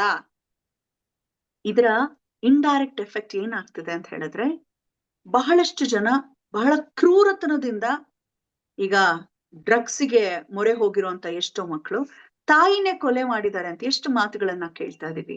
ಆರಾಮಾಗಿ ಚುಚ್ತಾರೆ, ಕೊಲ್ತಾರೆ. ಮೊನ್ನೆ ಯಾವ್ದೋ ಒಂದು ತುಂಬಾ ಚರ್ಚೆಗೊಳಗಾಯ್ತು ಒಂದ್ ಸಿನಿಮಾದು ಹೆಸರು ನಾನ್ ಮರ್ತೆ. ಹೇಗೆಲ್ಲಾ ಕ್ರೌರ್ಯದಿಂದ ಒಬ್ಬ ಮನುಷ್ಯನನ್ನ ಸಾಯಿಸ್ಬೋದು ಅಂತ ಆ ಸಿನಿಮಾನಲ್ಲಿ ತೋರಿಸಿದಾರಂತೆ. ಭೀಕರತೆಯ ಪರಮಾವಧಿ ಅಂತ ಹೇಳ್ತಿದ್ರು. ಓಕೆ, ಇಲ್ಲಿ ಮುಂಚೆ ನಾವು ಸಾಮರಸ್ಯವನ್ನ ಗಮನಿಸ್ತಾ ಇದ್ವಿ, ಮತ್ತೆ ಹಾಸ್ಯ ಇದ್ರೂನು ತೆಳು ಹಾಸ್ಯ. ಈಗ ನಮ್ಗೆ ನರಸಿಂಹರಾಜು, ಬಾಲಕೃಷ್ಣ ಇವ್ರದೆಲ್ಲ ಕಾಮಿಡಿ ನೋಡಿದಾಗ ನಾವು ಒಂದ್ ರೀತಿ ಎಷ್ಟು ಒಂಥರ ಸುಮ್ನೆ ಅವ್ರು ಬಂದ್ರೆ ಸಾಕು ನಗು ಬರ್ತಾ ಇತ್ತು, ಮುಖ ನೋಡಿದ್ರೆ ಇತ್ತು ಮುಖ ನೋಡಿದ್ರೆ. ಆದ್ರೆ ಈಗ ಮೈಯೆಲ್ಲ ಪರಿಚ್ಕೊಳ್ತಾರೆ, ಏನೇನೋ ಡೈಲಾಗ್ ಹೇಳ್ತಾರೆ, ಆ ಪದಗಳು ಬಳಸೋದು ಅದು ತುಂಬಾ ಇರಿಟೇಟ್ ಆಗುವಂಗೆ ಇರ್ತದೆ. ಅದೇ ಜನ ಅದನ್ನೇ ಮೆಚ್ಕೊಂಡಿದ್ದಾರೆ ಅಂತ, ಅಂಥದ್ದೇ ರಿಪೀಟ್ ಮಾಡ್ತಾ ಇದ್ದಾರೆ ಅಂತ ಅನ್ಸಿದೆ ನನಗೆ. ಅಂದ್ರೆ ಸರ್, ನಾನು ನನ್ನ ಆತ್ಮೀಯರ ಜೊತೆಗೂ ಮಾತಾಡಲಾಗದಂತಹ ಕೆಲವೊಂದು ವಿಚಾರಗಳು, ಗೋಡೆ ಮಧ್ಯೆ ಇರ್ಬೇಕಾಗಿದ್ದಂತಹ ವಿಚಾರಗಳನ್ನ ಖುಲ್ಲ ಮಾತಾಡೋದು ಕೂಲ್ ಅನ್ನೋ ಫೀಲ್ ಅನ್ನ ತರಿಸಲಾಗ್ತದೆ ಸಾಮಾಜಿಕ ಜಾಲತಾಣದಲ್ಲಿ. ಅದು ನನಗೆ ಬಹಳ ಬಹಳ ನೋವಾಗುವಂಥದ್ದು. ಯಾಕಂದ್ರೆ ನೀವು ಇಡೀ ಪ್ರಪಂಚದಲ್ಲಿ ಒಂದು ಸೌಜನ್ಯ, ಸಭ್ಯತೆ, ಮರ್ಯಾದೆ ಇಂದ ಹೇಗೆ ಬದುಕಬೇಕು ಅಂತ ಇಡೀ ಜಗತ್ತಿಗೆ ತಿಳಿಸ್ಕೊಟ್ಟಿದ್ದು, ಧಾರ್ಮಿಕ ಭಾವ ಹೇಗಿರ್ಬೇಕು ಅನ್ನೋದನ್ನ ತಿಳಿಸ್ಕೊಟ್ಟಿರೋದೇ ನಮ್ಮ ಭಾರತ. ಕರೆಕ್ಟ್. ಅಂಥದ್ರಲ್ಲಿ ನಾವು ಮೂರೂ ಬಿಟ್ಟಂತೆ ನಡೆದುಕೊಳ್ತಾ ಇದೀವಿ ಇವಾಗ ಸಾಮಾಜಿಕ ಜಾಲತಾಣದಲ್ಲಿ. ಅದು ತುಂಬಾ ತುಂಬಾ ನನ್ಗೆ ಹೊಟ್ಟೆ ಉರಿಯುತ್ತೆ. ಆದ್ರೆ ನಿಮ್ಮಂತೆ ಬಹಳ ಸಭ್ಯವಾಗಿ ಪಾಡ್ಕಾಸ್ಟ್ ಮಾಡ್ತಿದ್ದಂತಹ ಒಬ್ಬ ವ್ಯಕ್ತಿ, ಬಹಳ ದೊಡ್ಡ ದೊಡ್ಡ ಗುರುಗಳನ್ನ, ದೊಡ್ಡ ದೊಡ್ಡ ವ್ಯಕ್ತಿಗಳನ್ನ ಪಾಡ್ಕಾಸ್ಟ್ ಮಾಡ್ತಿದ್ದಂತಹ ವ್ಯಕ್ತಿ, ಒಂದು ಯಾವುದೋ ಈ ತರ ವಲ್ಗರ್ ಆಗಿ ಮಾತಾಡುವಂತ ಕಾರ್ಯಕ್ರಮಕ್ಕೆ ಹೋಗಿದ್ದ ಕೂಡಲೇ ಅವನ ಬಾಯಿಲ್ ಬಂದಂತಹ ಒಂದು ಮಾತು ದೊಡ್ಡ ಸಂಚಲನ ಉಂಟಾಯ್ತು. ಅದು ಲೋಕಸಭೆಯಲ್ಲಿ ಪ್ರತಿಧ್ವನಿಸ್ತು ಅಂದ್ರೆ ಅರ್ಥ ಮಾಡ್ಕೊಳ್ಳಿ. ಅಂದ್ರೆ ಎತ್ತ ಸಾಗ್ತಾ ಇದೀವಿ ನಾವು. ಇನ್ನು ಮಾತಾಡೋದು, ಈಗ ನಾನು ಈ ರೀತಿ ಭಾವನೆಯಲ್ಲಿ ಮಾತಾಡ್ತಿರ್ಬೋದು ಸರ್, ಆದ್ರೆ ಒಂದಲ್ಲ ಒಂದು ಸಮಯ ನಾಲಿಗೆ ತಪ್ಪಿ ನಿಜ ಮುಖ ಗೊತ್ತಾಗೇ ಆಗತ್ತೆ. ನೀವು ಏನಾದ್ರು ಫೇಕ್ ಇದ್ರೆ ಅದು ನೀವು ತೆರೆದುಕೊಳ್ತೀರಾ ಅನ್ನೋದಕ್ಕೆ ಅದೊಂದು ಬಹಳ ದೊಡ್ಡ ಉದಾಹರಣೆ. ಎಂತೆಂತ ಪ್ರಶ್ನೆಯನ್ನ ನೇರವಾಗಿ ಕೇಳ್ತಾರಂದ್ರೆ, ಮನಸ್ಥಿತಿ ನೋಡೋರ್ಗೆ ಅಂತ ಮನಸ್ಥಿತಿ ಇಲ್ಲ ಅಂದ್ರೂ ಕೂಡ ಬರೋ ಹಾಗೆ ಮಾಡ್ತಾರೆ. ಓ, ಹೀಗೂ ಯೋಚಿಸಬಹುದಾ ಅಂತ ಹೇಳುವಾಗ, ಸಾಮಾಜಿಕ ಜಾಲತಾಣದವರು ಅದನ್ನ ಪೋಸ್ಟ್ ಮಾಡುವಾಗ, ಅಂತಹ ಕಂಟೆಂಟ್ ಅನ್ನ ಮಾಡುವಾಗ ಯೋಚನೆ ಮಾಡ್ಬೇಕು. ನೀವು ಹಿಂದಿಗೆ ಮಾತ್ರ ಹೋಗ್ಬೇಡಿ. ನಮ್ಮಲ್ಲೇ ಇರುವಂತಹ ಸ್ಟ್ಯಾಂಡ್ ಅಪ್ ಕಾಮಿಡಿಗೆ ರಿಲೇಟೆಡ್ ಆಗಿರುವಂತ ಕೆಲವು ಚಾನೆಲ್ಗಳಿದೆ, ಅಲ್ಲಿ ಹೋಗಿ ನೋಡಿ. ಮೈಕೈ ಪರ್ಚ್ಕೊಳ್ಳೋ ಹಾಗೆ, ನೀವ್ ಹೇಳಿದ ಹಾಗೆ ಮೈಕೈ ಪರ್ಚ್ಕೊಳ್ಳೋಕೆ ಆಗತ್ತೆ. ದುರಂತ ಅಂತ ಹೇಳಿದ್ರೆ, ದೊಡ್ಡ ದೊಡ್ಡ ಟಿವಿ ಚಾನೆಲ್ಗಳಲ್ಲಿ ಕಾಮಿಡಿ ಶೋಗಳು ಅಂತ ಹಾಕ್ತಾರೆ. ಮಕ್ಕಳ ಜೊತೆ ದೇವರಾಣೆ ಕೂತ್ಕೊಂಡು ನೋಡಕ್ ಆಗಲ್ಲ ಸರ್. ನಾನ್ ಟಿವಿ ಬಂದ್ ಮಾಡ್ಸಿದೀನಿ, ಕಾರಣ ಇದ್ರೆ ನಾವ್ ಆನ್ ಮಾಡ್ಲೇಬೇಕಾಗತ್ತೆ. ಒಂದು ರಿಯಾಲಿಟಿ ಶೋ ಅಂದ್ರೆ ಅಲ್ಲಿ ಒಂದು ಅಫೇರ್ ಇರ್ಬೇಕು, ಅಲ್ಲೊಂದು ಅಫೇರ್ ನೋಡ್ಲೇಬೇಕು. ಮದುವೆ ಆಗಿರೋನ್ ಜೊತೆಗೂ ನಿರೂಪಕರು ಅಫೇರ್ ತರಾನೇ ನಾಟಕ ಮಾಡ್ಬೇಕಾಗುತ್ತೆ. ಅದು ಆಚೆಗಡೆ ಅದಲ್ಲ, ಅದನ್ನ ಇಟ್ ಇಸ್ ನಾಟ್ ರಿಯಲ್ ಅಂತ ಎಲ್ರಿಗೂ ಗೊತ್ತು. ಆದ್ರೆ ನೋಡುಗನಿಗೆ ಮನರಂಜನೆ ಕೊಡ್ಬೇಕು ಅಂತ ನೀವ್ ಹಾಗಾಡ್ಲೇಬೇಕಾ ಆನ್ ಸ್ಕ್ರೀನು? ಅದನ್ನ ನಾಚಿಕೆ ಆಗ್ಬೇಕಲ್ವಾ? ಯಾರಿಗಾಗ್ಬೇಕು ನಾಚಿಕೆ? ನಿರ್ದೇಶನ ಮಾಡೋರ್ಗೆ, ಮುಖ್ಯಸ್ಥರಿಗೆ ಅನ್ಸ್ಬೇಕು ನಾನ್ ಏನ್ ಸಂದೇಶ ಕೊಡ್ತಾ ಇದ್ದೀನಿ. ಮತ್ತೆ ಚಿಕ್ಕ ಚಿಕ್ಕ ಮಕ್ಕಳನ್ನೆಲ್ಲ ಶೋಗಳಿಗೆ ತಗೊಳ್ತಾರೆ, ಅವರ ಕೈಯಲ್ಲೂ ಕೆಲವೊಮ್ಮೆ ಡಬಲ್ ಮೀನಿಂಗ್ ಡೈಲಾಗ್ಸ್ ಹೇಳಿಸ್ತಾರೆ. ಚಿಕ್ಕ ಚಿಕ್ಕ ಮಕ್ಕಳನ್ನ ಡಾನ್ಸ್ ಶೋ ಕರೆಸ್ತೀರಾ, ಅಲ್ಲಿ ಕೂಡ ರೆಡಿ ಮಾಡಿಸೋ ರೀತಿ, ಅವ್ರಿಗೆ ಹಾಕ್ಸೋಂತ ಬಟ್ಟೆ, ಅವ್ರ ಮನ್ಸಿನ ಮೇಲೆ ಏನ್ ಪರಿಣಾಮ ಬೀರುತ್ತೆ ಅಂತ ಕಿಂಚಿತ್ತು ಕೂಡ ಇರಲ್ಲ. ನನಗೆ ಕೆಲವು ಪೇರೆಂಟ್ಸುನು ನಮ್ಮ ಮಕ್ಕಳು ನೋಡಿ ಹಾಗೆ ಮಾಡಿದ್ರು ಅಂತ ಹೇಳ್ಕೊಳ್ಳೋದ್ರಲ್ಲಿ ತೃಪ್ತಿ ಪಡ್ತಾ ಇದಾರಲ್ಲ. ಅದೇ ಎತ್ತ ಸಾಕ್ತಾ ಇದೀವಿ. ಇನ್ಫ್ಲೂಯೆನ್ಸ್ ಮಾಡ್ತಿರೋ ಇನ್ಫ್ಲೂಯೆನ್ಸರ್ಸ್ ಗಳು ಯಾರಿದು, ಅವ್ರನ್ನ ಸೆಲೆಬ್ರಿಟಿ ಮಾಡಿ ಕೂಡಿಸ್ತಾರೆ ಅಲ್ವಾ ಸರ್? ನಾನು ಯಾವಾಗೂ ಹೇಳ್ತೀನಿ, ಪರದೆಯ ಮೇಲೆ ಬಂದಾಗ ಜನ ಬಂದು ನಿಮ್ ಹತ್ರ ಫೋಟೋ ಕ್ಲಿಕ್ಕಿಸ್ಕೊಳ್ತಾರೆ. ಎಷ್ಟೋ ಸಾವಿರ ಮ್ಯೂಸಿಕಲ್ ಇವೆಂಟ್ಗಳು, ಮ್ಯೂಸಿಕಲ್ ಸೀಸನ್ಗಳು ಏನ್ ಬರುತ್ತೆ, ಹಾಡಿನ ಕಾಂಪಿಟಿಷನ್ಸ್ ಗಳು ಎಷ್ಟೋ 100 ಆದ್ರೂ ಕೂಡ ಎಷ್ಟೋ ಜನ ಬರ್ತಾರೆ. ಆಹಾ ಬಂದ್ಬಿಡಿ ನೆಕ್ಸ್ಟ್ ನೀವ್ ನಮ್ಗ್ ಬಂದ್ಬಿಡಿ ಹಾಡಕ್ಕೆ ಅಂತ ಕರೀತಾರಲ್ಲ ಸರ್. ಇವರಲ್ಲಿ TRP ಗಿಟ್ಟಿಸ್ಕೊಳಕ್ಕೆ ಎಷ್ಟು ಜನ ಉದ್ಧಾರಕ್ಕಾಗಿದ್ದಾರೆ, ಎಷ್ಟು ಜನ ಪ್ಲೇ ಬ್ಯಾಕ್ ಸಿಂಗರ್ಗಳಾಗಿದ್ದಾರೆ. ಆಮೇಲೆ ಏನಾಗಿದ್ದಾರೆ ಅವ್ರ ಸೀಸನ್ ಮುಗಿದ್ಮೇಲೆ ಅವ್ರು ಏನಾಗಿದ್ದಾರೆ ಅಂತ ಒಂದು ಸಮೀಕ್ಷೆ ಮಾಡಿ ನೋಡಿ, they will be into depression. ಆ ಟೈಮಲ್ಲಿ ಜನ ಬಂದೆಲ್ಲ ಫೋಟೋ ಕ್ಲಿಕ್ ಮಾಡಿಸ್ಕೊಳ್ತಿರ್ತಾರೆ. ನೆಕ್ಸ್ಟ್ ಸೀಸನ್ ಬಂದಾಗ ಟಿಂಗ್ ಅವ್ರನ್ನ ಮರ್ತೇ ಬಿಡ್ತಾರೆ ಜನ. ಆದ್ರೆ ಅವ್ರ ಅಂದ್ರೆ ಬೆಟ್ಟದ ಮೇಲೆ ಕರ್ಕೊಂಡು ಹೋಗ್ಬಿಟ್ಟು ಅಲ್ಲಿಂದ ತಳ್ಳಿ ಬಿಡ್ತಾರೇನೋ ಅಂತ ಫೀಲಿಂಗ್ ಅನ್ನಿಸ್ತಾ ಇದೆ ನನಗೆ. ಏನ್ ಸರ್ ಅವ್ರಿಗೆ ಬೇಕಾಗಿರೋ TRPನ ಸರ್? ಪ್ಯಾಂಟ್ ಹಾಕೊಂಡ್ ಬಂದಿದ್ ಒಬ್ಬ ಹುಡುಗ, ಇದು ನಿಜವಾಗ್ಲು ಅರ್ಥ ಮಾಡ್ಕೊಳ್ಳೋರು ಮಾಡ್ಕೊಳ್ಳಿ. ಪ್ಯಾಂಟ್ ಹಾಕೊಂಡ್ ಬಂದಿದ್ ಹುಡುಗ, ಒಂದು ಹಿಂದಿಂದು ಎಲ್ಲ ಸ್ಟೋರಿ ಕೇಳ್ಬಿಟ್ಟು ಪ್ಯಾಂಟ್ ಬಿಚ್ಚಿಸಿ ಪಂಚೆ ಉಡ್ಸಿದ್ರು. ಅವ್ನ್ ಲೈಫ್ ಲಾಂಗ್ ಇನ್ ಪಂಚೆಲ್ಲೇ ಇಡ್ಬೇಕು. ಯಾವ ಹುಡುಗರು ಅಮಾಯಕರು ಹಳ್ಳಿಯವ್ರ ಇವಾಗ ಪಂಚೆ ಹಾಕಲ್ಲ ಸರ್. ನಿಮ್ಮ TRPಗೋಸ್ಕರ ಆರಾಮಾಗಿ ನಡ್ಕೊಂಬಂದ್ ಹುಡುಗಿ ಮಾಮೂಲಿ ತರ ಬಟ್ಟೆ ಹಾಕೊಂಡ್ ಬಂದೋಳ್ಗೆ ಅವರ ಧರ್ಮ ಬೇರೆ ಅಂತ ಹೇಳಿ ಅವರಿಗೆ ಬುರ್ಕಾ ಹಾಕಿಸಲಾಯ್ತು ಹಾಡೋದಕ್ಕೆ. ಅಂದ್ರೆ ನೀವು ಜನರನ್ನ ಸೆಳೆಯೋಕೋಸ್ಕರ ಮಂಗ ಮಾಡ್ತಾ ಇದ್ದೀರಾ. ಆದರೆ ಕೊನೆಯಲ್ಲಿ ಗೆಲ್ಲೋದು ಪ್ರತಿಭೆ ಮಾತ್ರ. ಅದನ್ನ ಅರ್ಥ ಮಾಡ್ಕೊಂಡು ಪ್ರತಿಭೆ ಕಡೆಗೆ ಗಮನ ಕೊಡ್ಬೇಕು. ಒಂದ್ ಸ್ವಲ್ಪ ಹೆಚ್ಚು ವರ್ಷ ಬೇಕಾಗತ್ತೆ. ಆದ್ರೆ ರಿಯಾಲಿಟಿ ಶೋ ಏನ್ ಮಾಡುತ್ತೆ ಅಂದ್ರೆ ಒಂದು ಫಾಸ್ಟ್ ಆಗಿ ಶಾರ್ಟ್ ಕಟ್ ಮೆಥಡ್ ಅನ್ನ ತರ ತೋರಿಸ್ಬಿಡುತ್ತೆ. ನಾನು ಕೂಡ ಇದನ್ನ ಗಮನಿಸಿದ್ದೇನೆ. ಯಾರು ನಿರಂತರ ಕಲಿಕೆಯಲ್ಲಿ ಇರ್ತಾರೆ, ಯಾವುದೇ ಕ್ಷೇತ್ರದಲ್ಲಾಗ್ಲಿ ಅವರು ಅಭಿವೃದ್ಧಿ ಹೊಂದುತ್ತಾರೆ ಅಂತ. ನಮ್ಮ ಯೂಟ್ಯೂಬ್ ವೀಕ್ಷಕರೊಬ್ಬರು ಕೊನೆಗೂ ಪ್ರಶ್ನೆ ಕೇಳಿದ್ದಾರೆ, 3 ಮೆಸೇಜ್ ಹಾಕಿದ್ದಾರೆ. Basavaraj Mudabagil, worthy discussion very authentic, I appreciate madam Divya Alur's know how. Okay, ಆಮೇಲೆ 2ನೇ ಮೆಸೇಜ್ ಅಲ್ಲಿ she is very fluent also. ನಾನು ಒಪ್ತೇನೆ ಬಸವರಾಜ್. ಆಮೇಲೆ ಒಂದು ಪ್ರಶ್ನೆ ಕೇಳ್ತಾರೆ, can you enlighten on screen time usage by juvenile, its adverse effect and solutions if any please. Screen time. ನೆನ್ನೆ ಒಬ್ರು ಬಂದಿದ್ರು, ಅವರು ನಮ್ಮ ಮನೆದು ರಿಲೇಟೆಡ್ ಏನೋ ಮಾತಾಡೋದಕ್ಕೆ, ನನ್ನ ಜೀವನದಲ್ಲಿ ಒಂದೇನೋ ದುರಂತ ಆಯ್ತು ಅಂತ ಮಧ್ಯದಲ್ಲಿ ಹೇಳ್ತಿದ್ರು. ಅವರ ಹೆಂಡತಿಗೆ ಬ್ರೈನ್ ಟ್ಯೂಮರ್ ಆಗಿ ಹೋಗ್ಬಿಟ್ರು. ಮೊಬೈಲ್ ಯೂಸೇಜ್, ತಲೆ ಹತ್ರನೇ ಮೊಬೈಲ್ ಇಟ್ಕೊಂಡು ಮಲಗ್ತಾ ಇದ್ದಿತ್ತು. ಸೊ ಮಾನಸಿಕವಾಗಿ ಮಾತ್ರವಲ್ಲ, ದೈಹಿಕವಾಗಿ ಕೂಡ ಈ ತರದ್ದು ಪ್ರಾಬ್ಲಮ್ಗಳಾಗತ್ತೆ. ಮತ್ತೆ ಮೊಬೈಲ್ಗೆ ಹೇಗೆ ಅಡಿಕ್ಷನ್ ಆಗಿರತ್ತಂತ ಹೇಳಿದ್ರೆ, ಅಕ್ಕಪಕ್ಕದಲ್ಲಿ ಏನ್ ನಡೀತಾ ಇದೆ ಅನ್ನೋದ್ರ ಬಗ್ಗೆನೂ ಗಮನ ಇರೋದಿಲ್ಲ. ಈಗ ಮುಂಚೆ ಎಲ್ಲ ಮಕ್ಳು ಮನೆಗ್ ಬಂದ್ರೆ ಸರ್, ಆನಂದದಿಂದ ಅಪ್ಕೊಂಡು ಮುದ್ದಾಡಿ, ಏನಾಯ್ತು ಮಗನ ಇವತ್ತು ಸ್ಕೂಲಲ್ಲಿ ಅಂತೆಲ್ಲ ಕೇಳುವಂಥದ್ದು. ಅದು ಅಪ್ಪ ಇರ್ಲಿ, ಅಮ್ಮ ಇರ್ಲಿ, ಅಜ್ಜಿ ತಾತ ಇರ್ಲಿ, ಅವೆಲ್ಲವೂ ಇರ್ತಿತ್ತು. ಈಗ ನಾವೇ ಆತ್ಮಾವಲೋಕನ ಮಾಡ್ಕೊಳ್ಳೋಣ. ಮಗು ಮನೆಗ್ ಬಂದಾಗ ನಾವ್ ಎಷ್ಟು ಜನ ಆ ರೀತಿ ಮಾಡ್ತೀವಿ? ಮೊಬೈಲ್ ಅಲ್ಲಿ ಇರ್ತಾರ, ಅಪ್ಪ ಆಗ್ಲಿ ಅಮ್ಮ ಆಗ್ಲಿ, ಬಂದ ಕೈಕಾಲು ತೊಳ್ಕೊಂಬ. ಆಗ ಒಂದ್ ರೀತಿಯ ನಮ್ಮಲ್ಲೇ ಡಿಟ್ಯಾಚ್ಮೆಂಟ್ ಗಳು ಬೆಳೆದ್ಬಿಡತ್ತೆ. ಎಷ್ಟೇ ಫೋನ್ ಇದೆ ಸರ್ ಇವಾಗ, ಏನೆಲ್ಲ ಇದ್ರೂ ಕೂಡ ಯಾರು ಕಾಂಟ್ಯಾಕ್ಟ್ ಅಲ್ಲಿ ಇರಲ್ಲ. ನಾನು ಯಾವಾಗ ಅನ್ಕೊಳ್ತಿರ್ತೀನಿ, ನನ್ಗೆ 2,77,000 ಜನ ಫಾಲೋವರ್ಸ್ ಫೇಸ್ಬುಕ್ ಅಲ್ಲಿ, 1,47,000 ಜನ ಇನ್ಸ್ಟಾನಲ್ಲಿದ್ದಾರೆ. ಈ ತರ ನಾವು ಹಾಕುವಂತ ವಿಡಿಯೋಗೆ ಅದನ್ನೇ ನಮ್ಮ ಜೀವನಕ್ಕೆ ನಾವು ತೆಗೆದುಕೊಂಡ್ರೆ, ನಾವು ಹಾಕ್ತಿವಿ, ಯಾವ್ದೋ ಒಂದು ವಿಡಿಯೋ ಹಾಕ್ತಿವಿ ಅಂತ ಇಟ್ಕೊಳ್ಳಿ. 10 ಲಕ್ಷ ಜನರಲ್ಲಿ ಒಂದಷ್ಟು 1000 ಜನ ಮಾತ್ರ ಲೈಕ್ ಮಾಡಿರ್ತಾರೆ. ಅದ್ರಲ್ಲಿ ಒಂದಷ್ಟು 100 ಜನ ಮಾತ್ರ ಅದನ್ನ ಫಾರ್ವರ್ಡ್ ಮಾಡಿರಬಹುದೇನೋ. ಬೆರಳೆಣಿಕೆ ಜನ ಮಾತ್ರ ನಮ್ಗೆ ಕಮೆಂಟ್ ಹಾಕಿರ್ತಾರೆ. ಈಗ ಹಾಗೆ ಆಗಿರುವಂತದ್ದು. ಎಲ್ಲಾ ಸಂಪರ್ಕದಲ್ಲಿ ಇದ್ರೂ ಕೂಡ ನಾವ್ ಅನ್ಕೊಂಡ್ಬಿಡ್ತೀವಿ, ಇಷ್ಟ್ ಜನ ನನ್ ಬರ್ಡೇಗ್ ವಿಶ್ ಮಾಡ್ತಾರೆ, ಅದ್ ಮಾಡ್ತಾರೆ, ಇದ್ ಮಾಡ್ತಾರೆ ಅಂತ. ಆದ್ರೆ ಡಿಪ್ರೆಷನ್ಗೆ ಹೋಗಿ ಸೂಸೈಡ್ ಮಾಡ್ಕೊಳ್ತಿರೋರ್ ಸಂಖ್ಯೆ ಯಾಕೆ ಜಾಸ್ತಿ ಆಗ್ತಿದೆ ಸರ್? ಇಷ್ಟೊಂದು ಫ್ರೆಂಡ್ಸ್ ಹೆಚ್ಚಾದ್ರೆ ಚಿಕ್ಕ ಚಿಕ್ಕ ವಿಚಾರಕ್ಕೆಲ್ಲ.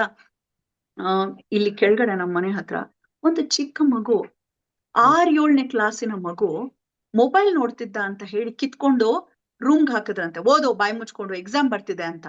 ಸರ್, ಅದು ಎಲ್ಲಿ ನೋಡಿದ್ನೋ ಅವ್ನ್ ಗೊತ್ತಿಲ್ಲ ಸರ್. ಆ ಮಗುವಿಗೆ ಹೇಗೆ ಗೊತ್ತಿರುತ್ತೆ ಕರ್ಟನ್ ಇಂದ ನೇಣ್ ಹಾಕೋಬಹುದು ಅಂತ? ಕರ್ಟನ್ ಇಂದ ನೇಣ್ ಹಾಕೊಂಡ ಮಗು ಸತ್ತೋಯ್ತು. ಅಪ್ಪ ಅಮ್ಮ ಬೈಯೋದು ನನ್ ಒಳ್ಳೇದಕ್ಕೆ, ಏನಕ್ ಬೈತಿದ್ದಾರೆ ನನ್ ಒಳ್ಳೇದಕ್ಕೆ ಅಂತ ಅರ್ಥೈಸ್ಕೊಳ್ಳದೆ ಈ ತರ ಅದೆಲ್ಲವನ್ನ ತೋರ್ಸೋದ್ ಯಾವ್ದು, ಹೇಗ್ ಇನ್ಫ್ಲೂಯೆನ್ಸ್ ಆಗಿದೆ. 4 ವರ್ಷದ ನನ್ನ ಸ್ನೇಹಿತೆಯ ಮಗಳು ಹೇಳ್ತಾಳಂತೆ, ನೋಡಿ ನೀವ್ ಹೀಗೆ ಬೈತಾ ಇದ್ರೆ ನಾನ್ ಡಿಪ್ರೆಷನ್ ಕೊಟ್ಟೋಗ್ತೀನಿ. ಏನ್ ಡಿಪ್ರೆಷನ್ ಅಂದ್ರೆ ಅಂತ ಅವ್ರು ಆಶ್ಚರ್ಯವಾಗಿ ಕೇಳಿದ್ರಂತೆ. ಡಿಪ್ರೆಷನ್ ಅಂದ್ರೆ ಬೈತಾ ಇದ್ರೆ ಬೇಜಾರ್ ಮಾಡ್ಕೊಂಡ್ ಬಿಡೋದು, ಆಮೇಲೆ ಮಾತೆ ಬಿಟ್ಬಿಡೋದು, ಆಮೇಲೆ ಸೂಸೈಡ್ ಮಾಡ್ಕೊಂಡ್ ಬಿಡ್ತಾರಂತೆ. ಎಲ್ಲಿ ಮಾಹಿತಿ ಹರಿದು ಬರ್ತಿದೆ, ಆದ್ರೆ ಒಳ್ಳೆ ಮಾಹಿತಿ ಹೋಗ್ತಿಲ್ವೇ ಒಳಕ್ಕೆ. Correct correct. ಐ ಥಿಂಕ್ ನಮ್ಮ ಚರ್ಚೆ ಇವತ್ತು ಸುಮಾರು ಜನಕ್ಕೆ ಕಣ್ ತೆರೆಸುತ್ತೆ ಅಂತ ಅಂದ್ಕೊಂಡಿದ್ದೇನೆ. ಜೊತೆಗೆ ದಿವ್ಯಾ ಅವರೇ, ಇತಿಹಾಸನೇ ಬದಲಿಸ್ಬಿಡ್ತಾರೆ. ಅದು ಅದು ಸಿಕ್ಕಾಪಟ್ಟೆ ಒಂದ್ ರೀತಿಯ ದುರಂತ ಸರ್. ನಾನು ನೋಡಿದೀನಿ. ಯಾಕಂದ್ರೆ ತುಂಬಾ ಜನ ಇವಾಗ ಅಂದ್ರೆ ಜನಗಳು ತಿಳ್ಕೊಳಕ್ಕೂ ಖುಷಿ ಪಡ್ತಾರೆ. ಅದು ಒಂದು ಖುಷಿಯ ವಿಚಾರ. ಅವರವರ ಊರಿನ ಬಗ್ಗೆ. ಈಗ ನಾನು ಗುಡೇಕೋಟೆಗೆ ಹೋಗಿದ್ದೆ ಸರ್. ನಿಮ್ಗೆ 1 ಸೆಕೆಂಡ್ ಅದಿ ವಿನಯ್ ಕಾಲ್ ಮಾಡಿ, ನಾನು ಲೈವ್ ಅಲ್ಲಿ ಇದೀನಿ ಅಂತ ಹೇಳಿ. ವಿನಯ್.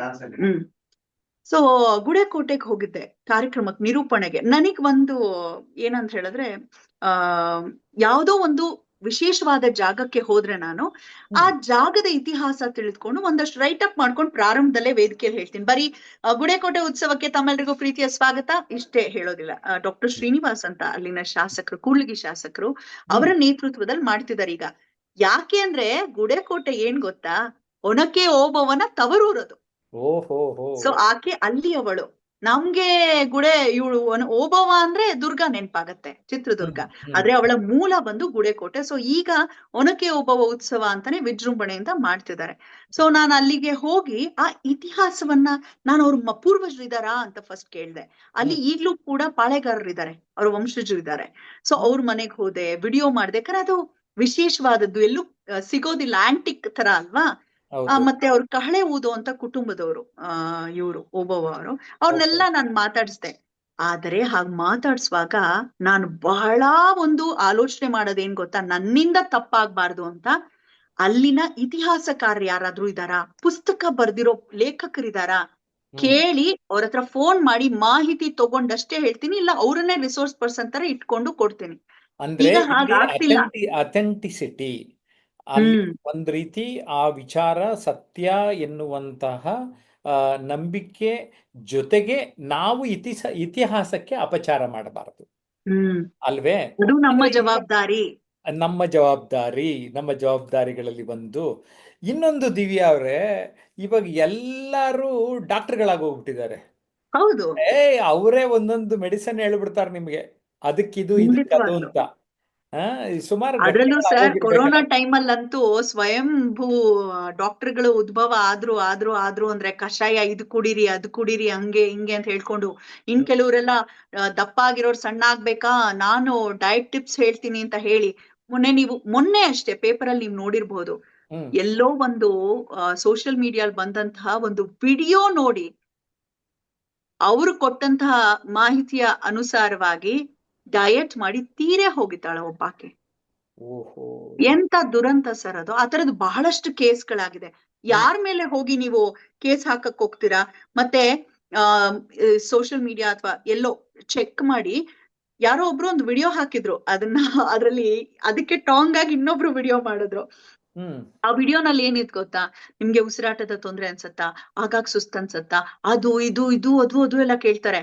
ತುಂಬಾ ಜನಕ್ಕೆ ಆ ಪ್ರಾಬ್ಲಮ್ ಸರ್ವೇ ಸಾಮಾನ್ಯವಾಗಿರುತ್ತೆ. ಸರಿಯಾಗಿ ನಿದ್ದೆ ಮಾಡಿಲ್ಲ ರಾತ್ರಿ ಅಂದ್ರೆ ಆ ತರ ಇರುತ್ತೆ. ಇದು ಬಹುಶಃ ನಿಮ್ಗೆ ಈ ತೊಂದ್ರೆ ಇರಬಹುದು, ಎಚ್ಚರ ಅಂತ ಭಯ ಇಡಿಸ್ತಾರ, ಇಲ್ದಿರೋದು ಬಂದ್ಬಿಡುತ್ತೆ. ಆತರ ಅವ್ರು ಹೇಳೋ ಟೋನು, ಆ ಮ್ಯೂಸಿಕ್, ಆ ಗಾಬರಿ ಪಡಿಸೋದು.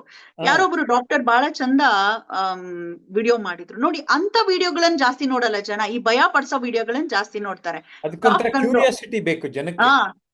ಇವರು ಕೆಲವೊಬ್ರು ನಮ್ಮ ಪೇಷಂಟ್ ಗಳಾಗಿ ಉಳಿದಿಲ್ಲ, ನಮ್ಮ ಹಾ ಹತ್ರ ಬರೋವಾಗ ಆಗ್ಲೇ ಬೇಜಾನ್ ರಿಸರ್ಚ್ ಮಾಡ್ಕೊಂಡ್ ಬಂದ್ಬಿಟ್ಟಿರ್ತಾರೆ. ನಾವ್ ಹ್ಮ್ ಕೇಳೋ ಮುಂಚೆನೆ, ಸರ್ ಮೋಸ್ಟ್ಲಿ ಇದಿರ್ಬೋದು, ನನ್ಗೆ ಯೋಚನೆ ಮಾಡಿ, ಮೋಸ್ಟ್ಲಿ ನಾನು ಈ ಟ್ಯಾಬ್ಲೆಟ್ ತಗೋಬೇಕಲ್ವಾ ಅಂತ ಅವರೇ ಕೇಳ್ತಾರೆ. ಹಾ ಇಲ್ದಿರೋದನ್ನೆಲ್ಲಾ ತಲೆಗೆ ಹಚ್ಕೊಂಡ್ ಬಂತು.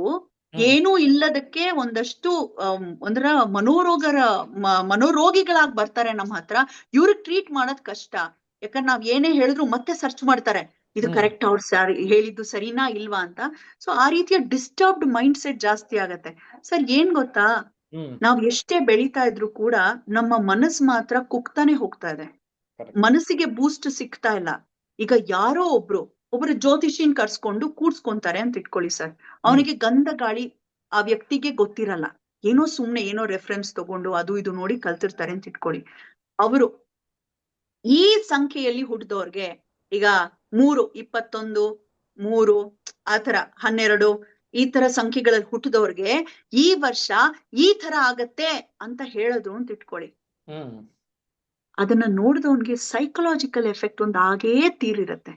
ಈ ವರ್ಷ ನಿನ್ಗಿದೆ, ಇದು ಹಿಂಗೆ ಅಂತ ಹೇಳಿದ್ರೆ ಎಫೆಕ್ಟ್ ಆಗ್ತಾ ಹೋಗುತ್ತೆ.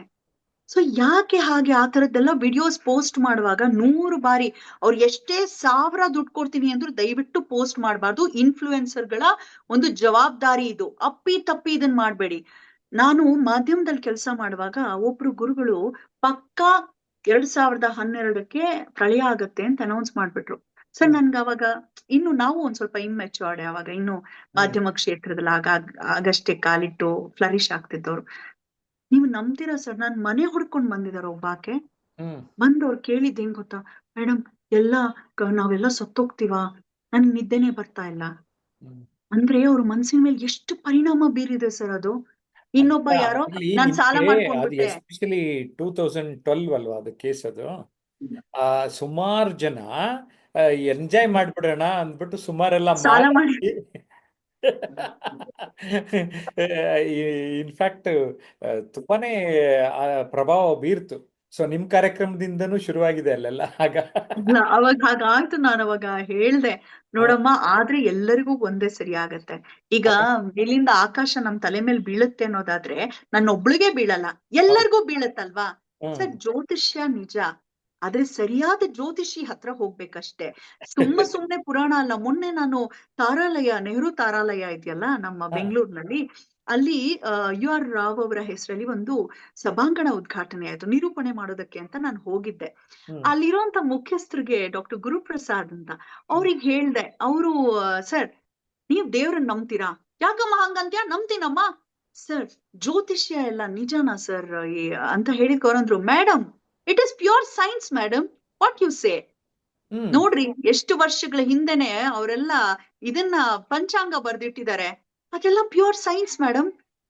ಅಂದ್ರೆ ಮುಹೂರ್ತಗಳನ್ನೆಲ್ಲ ನೋಡ್ಬಿಟ್ಟು ರಾಕೆಟ್ ಬಿಡ್ತಾರೆ ಅಂತೆಲ್ಲರೂ ಕೆಲವರು ರೇಗಿಸ್ತಾರಲ್ವಾ ನಮ್ ಇಂಡಿಯನ್ಸ್ ಅನ್ನ. ಈ ರಾಕೆಟ್ ಉಡಾವಣೆ ಮಾಡೋಕ್ ಮುಂಚೆ ಅದ್ರದ್ದೊಂದು ಚಿಕ್ಕ ಆಕೃತಿನ ತಗೊಂಡೋಗಿ ತಿಮ್ಮಪ್ಪನ ಹತ್ರ ಇಟ್ಟಿದ್ರಂತೆ, ವಿಘ್ನ ಬರ್ದೇ ಇರ್ಲಿ, ನಿನ್ನ ಆಶೀರ್ವಾದ ಇರ್ಲಿ ಈಗಲೂ ಅಂತೆಲ್ಲ. ಇಡ್ತಾರೆ.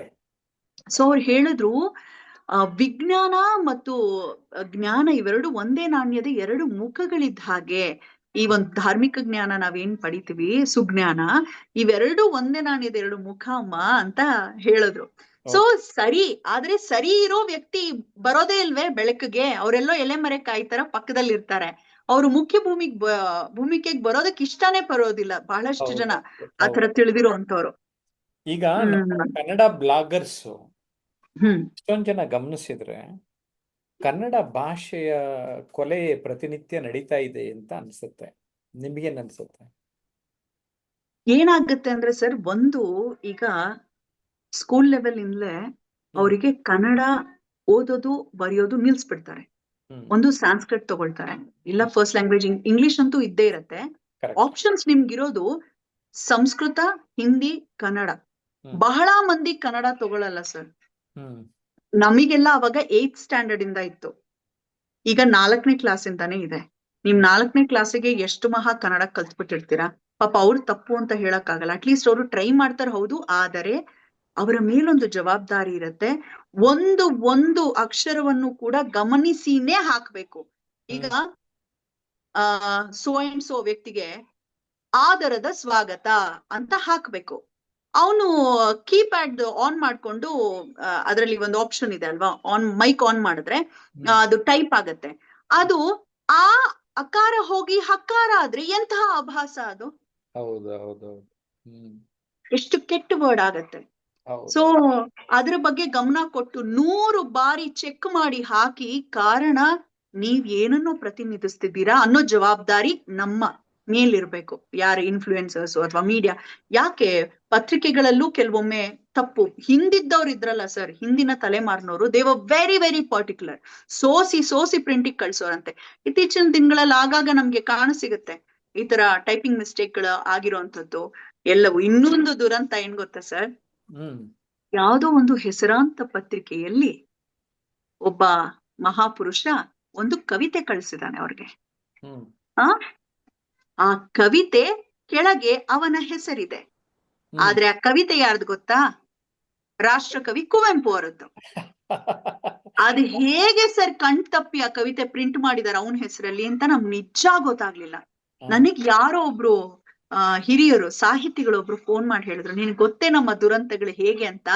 ಕುವೆಂಪು ಅವರ ಒಂದು ಬಹಳ ಖ್ಯಾತಿ ಪಡೆದಿರುವಂತ ಕವಿತೆ ಇವತ್ತು ಪ್ರಿಂಟ್ ಆಗಿದೆ, ಹೆಸರು ಯಾರೋ ಬೇರೆ ಒಂದಿದೆ, ಅವನು ಬರೆದು ಕಳ್ಸಿದಾನೆ, ನೋಡೇ ಇಲ್ಲ, ಹಾಗೆ ಪ್ರಿಂಟ್ ಮಾಡಿದ್ದಾರೆ ಅಂತ. ತುಂಬಾ ಜನ, ಈಗ ನಾನು ಬರೀ ಕತೆಗಳನ್ನ ಮಾತ್ರ ಹೇಳಲ್ಲ, ಸಾಲುಗಳನ್ನ ಕೂಡ ನಾನು ತಿಳಿಸ್ತಾ ಹೋಗ್ತೇನೆ, ಕೆಲವೊಂದು ಮೋಟಿವೇಶನಲ್ ಸಾಲುಗಳನ್ನ. ಆ ರೀತಿಯಾಗಿ ಸುಮಾರು ಜನ ನನ್ಗೆ ಕವಿತೆಗಳನ್ನ ಕಳಿಸ್ತಾರೆ, ಮೇಡಮ್ ನಮ್ಮ ಕಾವ್ಯ ವಾಚನ ಮಾಡಿ ಅಂತ. ಸರ್ ನೀವು ನಂಬಲ್ಲ, ಸೋಷಿಯಲ್ ಮೀಡಿಯಾ ನೋಡಿ ಪೂರಕವಾಗಿ ನಾವು ಉಪಯೋಗಿಸ್ಕೊಂಡ್ರೆ ಹೇಗಾಗತ್ತೆ ಅಂತ. ದಿತ್ತಿಗಿ ಅಂತನೋ ಏನೋ ಸರ್ ಅವ್ರ ಹೆಸರು, ಉತ್ತರ ಕರ್ನಾಟಕದವರೊಬ್ರು ಪದೇ ಪದೇ ನನ್ಗೆ ಮೇಡಮ್ ನಂದು ಓದಿ, ನನ್ ಕವನ ಓದಿ ಅಂತ ಮೆಸೇಜ್ ಹಾಕ್ತಿದ್ರು. ಅವ್ರ ಕವನವನ್ನ, ಅಮ್ಮನ ಬಗ್ಗೆ ಒಂದು ಕವನ ಅದು, ನಾನ್ ಓದಿದೆ, ನೀವ್ ನಂಬಲ್ಲ, ಅದು ತುಂಬಾ ಚೆನ್ನಾಗಿ ಲ್ಯಾಕ್ಸ್ ಟುಗೆದರ್ ವ್ಯೂಸ್ ಆಯ್ತು. ಅದನ್ನ ಅವರಲ್ಲಿ ಲೋಕಲ್ ಪತ್ರಿಕೆಗೆಲ್ಲೋ ಕೊಟ್ಟಿದ್ದಾರೆ. ಹೀಗೆ ನನ್ನ ಕವನವನ್ನ ದಿವ್ಯಾ ಆಲೂರ್ ಅವರು ಅವರ ಪೇಜಲ್ಲಿ ಓದಿದ್ರು, FB ಪೇಜಲ್ಲಿ, ಇದು ಇಷ್ಟು ಲಕ್ಷ ವ್ಯೂಸ್ ಅನ್ನ ಪಡೆದುಕೊಂಡಿದೆ, ಇದು ನಮ್ಮ ಊರಿನ ಹುಡುಗನ ಒಂದು ಕವಿತೆ ಅಂತ.